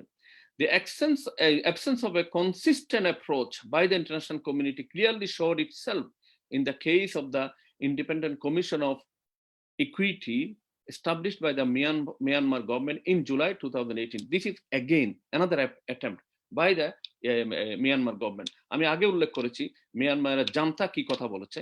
এখন যেহেতু ইন্টারন্যাশনাল কমিউনিটির পক্ষ থেকে ইফেক্টিভ কোনো প্রেসার আসছে না, এই যে র্যাক রিপোর্ট সহ অনেক ইন্ডিপেন্ডেন্ট রিপোর্ট আসা সত্ত্বেও কিন্তু গভর্নমেন্ট এটাকে ধামাচাপা দেওয়ার জন্য নিজেরা একটা কমিটি করে, যেটা আবার তারা কিছু তাদের জন্য, তাদের নিজেদের সেফগার্ডের জন্য কিছু রিকমেন্ডেশন দিয়ে এগুলোকে দামাচাপা দেওয়ার চেষ্টা করছে। The sad thing is when all the international reports, including the report published and submitted by Kofi Annan's led commission, some embassies, some governments are, instead of actually giving attention to those effective reports, they are giving attention to ICOE report, that means Myanmar government's report.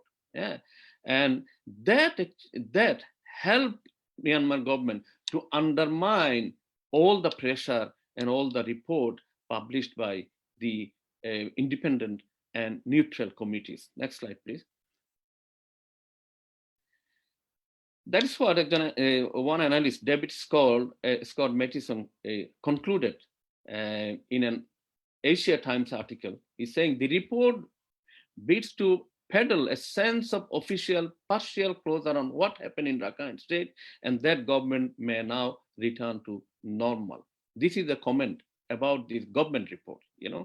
And sad thing আমি যেটা বলছি, এরকম মানে independent অ্যানালিস্টের পক্ষ থেকে এরকম comment থাকা সত্ত্বেও কিছু কিছু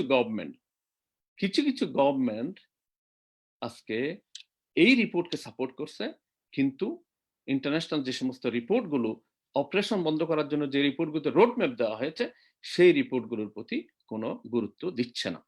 The international community must take lesson that a wait and see attitude cannot be an option in the face of highly questionable domestic investigation.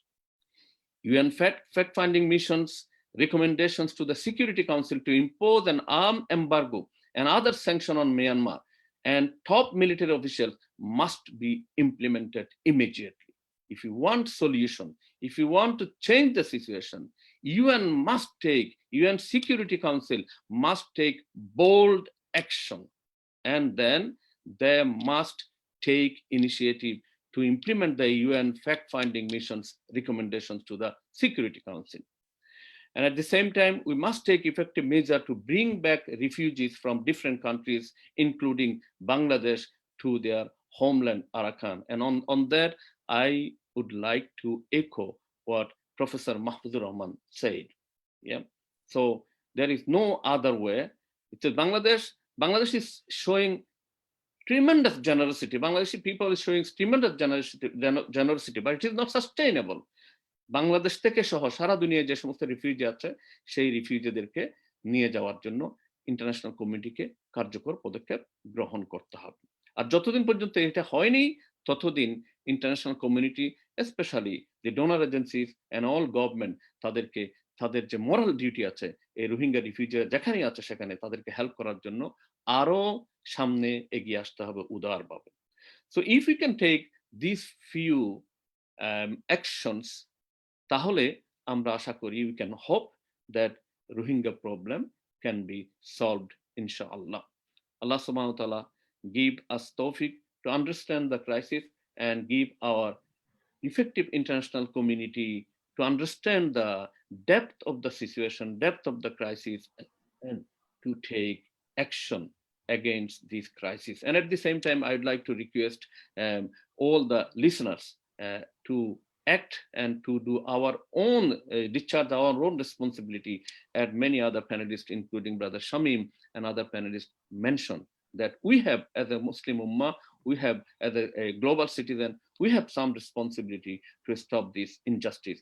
I hope we will do our bit, inshallah. Thank you very much for patient hearing, and thank you very much for having me with you in this webinar. Assalamu alaikum wa rahmatullahi wa barakatuh. Thank you very much, Mr. Hamid Hussain Azad, for his wonderful deliberation today. We know he's very busy in his several engagements, but even though he could agree finally to come and give some time to this session, so on behalf of this organization, I would like to extend a warm gratitude and thanks to our brother Mr. Hamid Hussain Azad for his time and of course wonderful deliberation today. সম্মানিত সুধী মণ্ডলী, আমরা অনুষ্ঠানের শেষ পর্যায়ে চলে এসেছি। আমরা আশা করছি যে বিভিন্ন গবেষকবৃন্দ যে আলোচনা করেছেন সেখান থেকে অবশ্যই একটু ফলপ্রসূ বিষয় এখান থেকে বেরিয়ে আসবে, এবং যারা এই বিষয় নিয়ে গবেষণা করেন এবং যারা পলিসি লেভেলে কাজ করেন অবশ্যই তারা এখান থেকে দিক নির্দেশনা পাবেন। এই পর্যায়ে সম্মানিত সভাপতির বক্তব্য দেওয়ার জন্য আমি বিনীতভাবে অনুরোধ করছি world Muslim heritage research centre আমেরিকার সম্মানিত global president professor doctor Mohammad Ruhul Amin. আমি সম্মানিত সভাপতি মহোদয়কে ওনার বক্তব্য রাখার জন্য অনুরোধ করছি।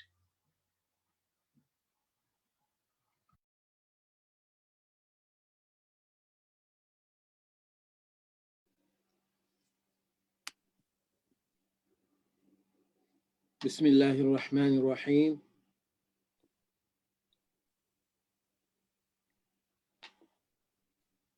World Muslim heritage research centre USA কর্তৃক আয়োজিত রোহিঙ্গা সংকট ও উত্তরণের উপায় আমাদের করণীয় শীর্ষক এই আন্তর্জাতিক সেমিনারের সম্মানিত keynote speakers doctor Mohammad Abdul Bari ও প্রফেসর ডক্টর ওয়াকার উদ্দিন, সম্মানিত বিজ্ঞ আলোচকবৃন্দ এবং আজকের অনুষ্ঠানের সুপ্রিয় সঞ্চালক অ্যাডভোকেট খালিদ এহিয়া, দূরের এবং কাছের, দেশের এবং প্রবাসের যে যেখান থেকে আজকের এই অনুষ্ঠানে প্রোগ্রামে যুক্ত হয়েছেন বা হবেন তাদের সকলকে জানাচ্ছি আন্তরিক অভিনন্দন ও ফুলেল শুভেচ্ছা।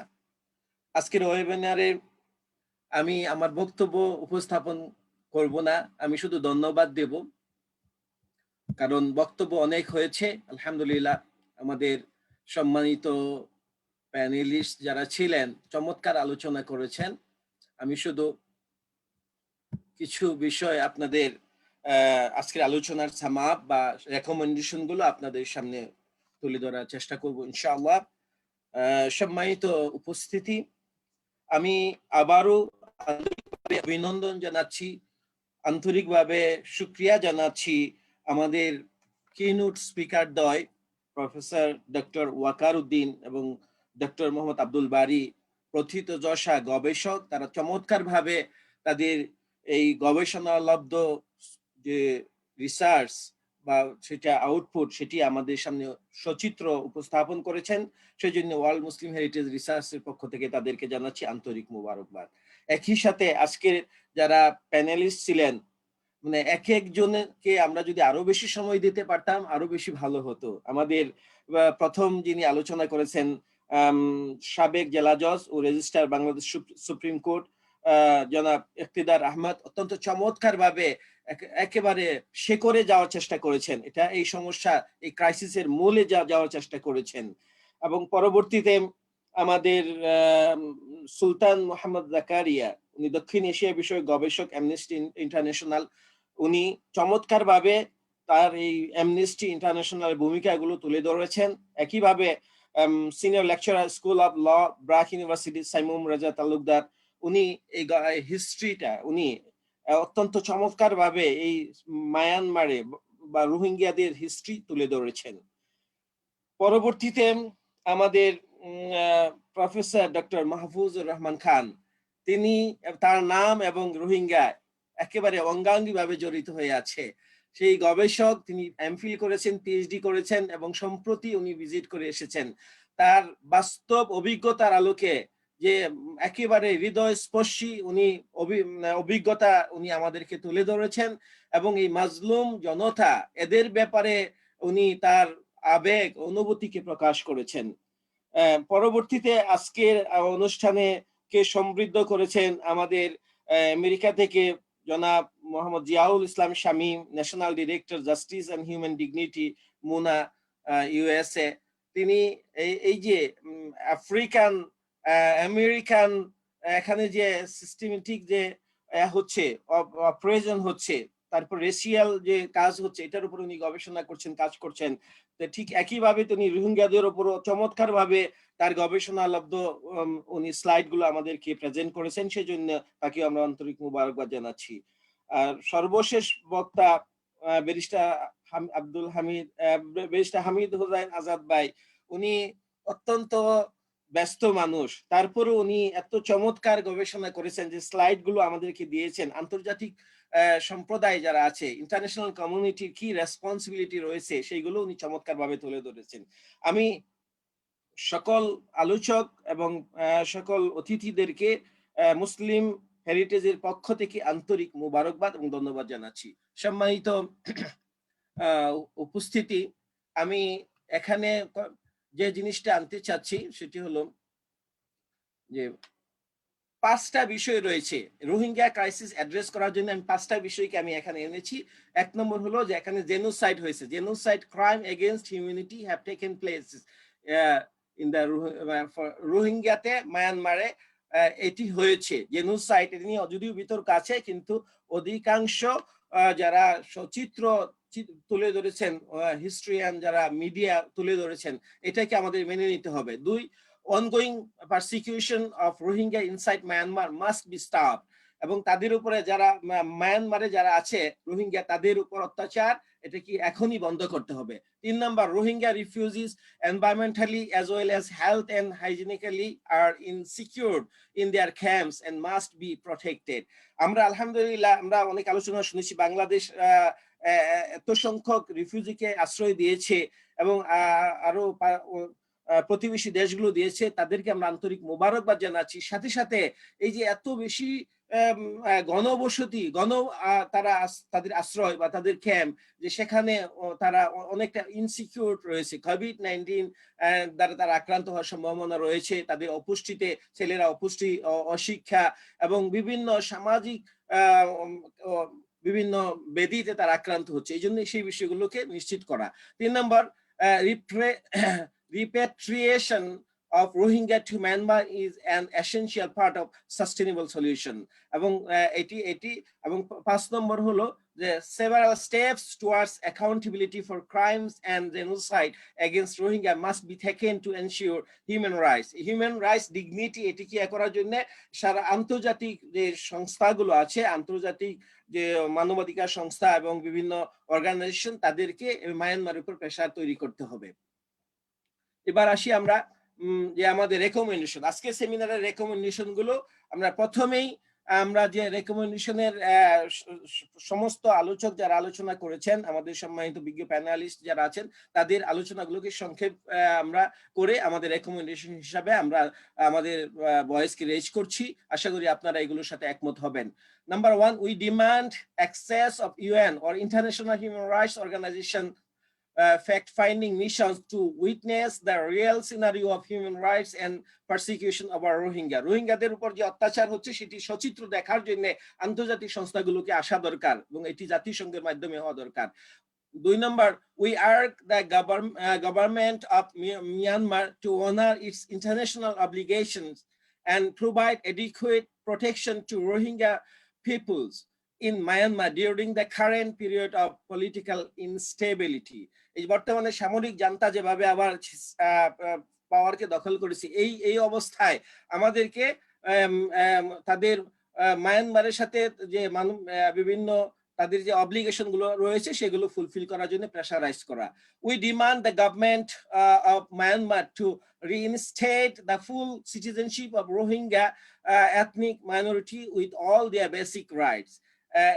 4 number, we call on the government of Myanmar to fully comply with the agreement, memorandum of understanding that was signed with UNHCR and UNDP and repatriate the Rohingya refugees to their villages.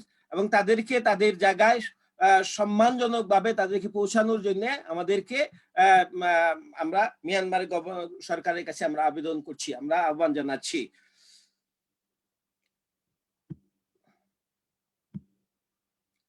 We call on the government of Myanmar to allow the internally displaced peoples or personnels, IDPs, their original homes in various townships in Rakhine State. আমরা Myanmar সরকারের কাছে এটি আবেদন করছি, আইডিপিস যারা আছে তাদেরকে তাদের নিজ আবাসভূমিতে যাওয়ার জন্য তাদের ব্যবস্থা করবে। We call on the government of Myanmar to create a conducive condition on the ground for the Rohingya refugees and IDPs to return to their home villages and townships. আমরা একইভাবে সেই পরিবেশ তৈরি করার জন্য মিয়ানমার সরকারের কাছে আমরা জোর দাবি জানাচ্ছি। We call on the government of Myanmar to cooperate and coordinate and pursue the repatriation process with the UNHCR and UNDP and other international agencies and NGOs. বিভিন্ন আন্তর্জাতিক সংস্থার মাধ্যমে তাদেরকে সেই পরিবেশ তৈরি করে দেওয়া, রোহিঙ্গাদের দেশে ফিরে যাওয়ার বা মায়ানমারে ফিরে যাওয়ার সেই একটা পরিবেশ তৈরি করা। We call on the international human rights and humanitarian organization to pressurize the government of Myanmar to stop Operation Genocide in the name of ethnic cleansing and persecution against Rohingya to protect their basic and fundamental rights. Basic and fundamental rights K establish করার জন্য আমরা আন্তর্জাতিক বিভিন্ন মানবাধিকার সংস্থার কাছে আমরা জোর দাবি জানাচ্ছি। We call on the International Court of Justice, ICJ, to make sure that Myanmar fulfills its obligation to the 1948 Genocide Convention. 1948 Genocide Convention যেটা হয়েছে সেটার আলোকে মায়ানমারকে বাধ্য করা, তাদের এইগুলোর সেই ধারা উপধারাগুলো আর্টিকেলগুলো মেনে চলা এবং রোহিঙ্গা যারা আছে তাদের প্রোটেকশনের ব্যবস্থা করা। একইভাবে we call on the US government and other international communities to officially recognize the Rohingya genocide and lend full support to the process in the ICJ.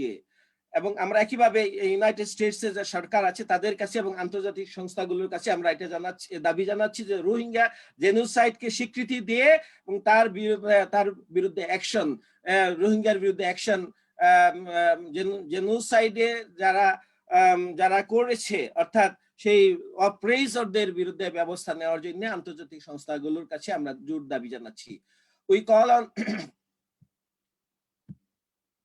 We call on the United Nations General Assembly, Human Rights Council, and especially the Security Council to continue to address Rohingya issue and pass resolution for their full citizenship with their basic rights, safety and security. আমরা রোহিঙ্গার যারা তারা কিন্তু তাদের নাগরিকত্ব হারিয়েছে, তাদেরকে তাদের মৌলিক অধিকার নাগরিকত্ব সহ সেটি ফিরিয়ে দেওয়ার জন্য জাতিসংঘ বিশেষ করে সিকিউরিটি কাউন্সিলের কাছে আমরা জোর দাবি জানাচ্ছি।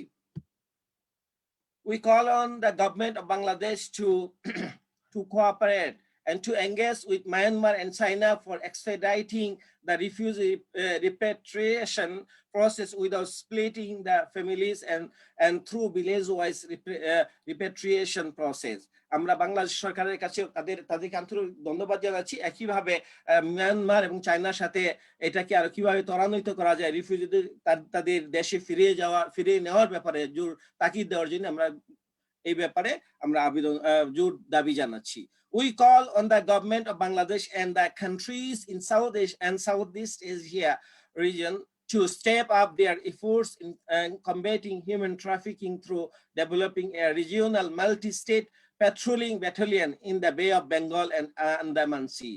আমরা একইভাবে আমরা বাংলাদেশ সরকার এবং সাউথ এশিয়ান কান্ট্রিগুলো আছে, বিশেষ করে সাউথ ইস্ট এশিয়ার এই বা সার্ককে আমরা বলতে পারি, আমরা তাদেরকে রিকোয়েস্ট করছি যে তারা এখানে এই যে হিউম্যান ট্রাফিকিং এর জন্য তারা এটাকে দেখাশোনার জন্য তারা পেট্রোলিং এর জন্য বে অফ বেঙ্গল এবং আন্দামানে তাদের যৌথ বাহিনী সেখানে ব্যবস্থা করবে। আমি সম্মানিত উপস্থিতি, আমাদের সময় অনেক হয়ে গেছে, আমরা 8:30 থেকে শুরু করেছি, আমি আমাদের বক্তব্যকে আর দীর্ঘায়িত করতে চাই না। আজকের এই রোহিঙ্গা সংকট এবং উত্তরণের উপায় নিয়ে এবং আমাদের দায়িত্ব নিয়ে আমরা বিভিন্ন সম্মানিত আলোচকদের কাছ থেকে অত্যন্ত চমৎকার আলোচনা শুনেছি। সেই আলোচনাগুলো যদি আমরা কিছুটাও যদি আমাদের অন্তরে আমাদের হৃদয়ে স্পর্শ করতে পারে এবং আন্তর্জাতিক যে ফোরামগুলো আছে সেই ফোরামগুলো যদি সেইগুলো কিয়দাংশও যদি সেগুলো ইমপ্লিমেন্ট করতে পারে, তাহলে আশা করি যে এই ভাগ্যাহত এই যে অপরেসড রোহিঙ্গা ব্রাদার্স এন্ড সিস্টার্স যারা আছে তাদের ভাগ্যাকাশে হয়তো নতুন দিগন্ত উন্মোচিত হতেও পারে।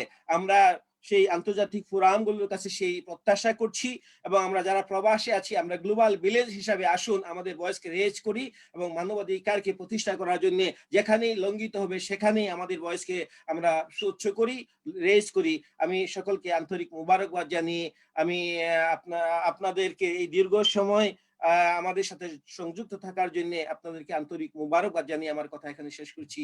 আসসালামু আলাইকুম ওয়া রাহমাতুল্লাহি ওয়া বারাকাতুহু। সম্মানিত সুধী মণ্ডলী, আমাদের সম্মানিত সভাপতি মহোদয়কে অত্যন্ত চমৎকার বক্তব্য এবং সর্বশেষ আজকের আলোচনার ভিত্তিতে যে রিকমেন্ডেশন আমরা আজকের এই ইন্টারন্যাশনাল ওয়েবিনার থেকে আমরা দিচ্ছি, এই বিষয়টির জন্য ওনাকে আন্তরিকভাবে ধন্যবাদ জানাচ্ছি।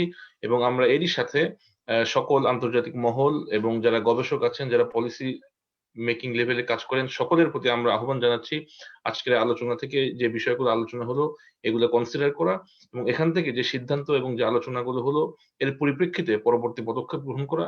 এবং আমরা আশা করছি এই বিষয়টির একটি আশু সমাধান হবে এবং যে মানুষগুলো নিজেদের জায়গা থেকে, নিজেদের দেশ থেকে, নিজেদের পিতৃভূমি থেকে বাস্তুহারা হয়েছে তারা আবার তাদের স্বদেশে ফিরে যেতে পারবে এবং সুন্দরভাবে তারা একটি জীবনযাপন করতে পারবে।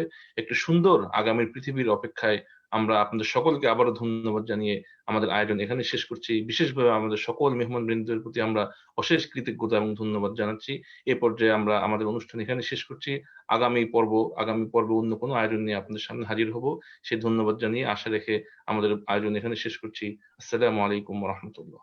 ওয়া আলাইকুম আসসালাম ওয়া রাহমাতুল্লাহি ওয়া বারাকাতুহু।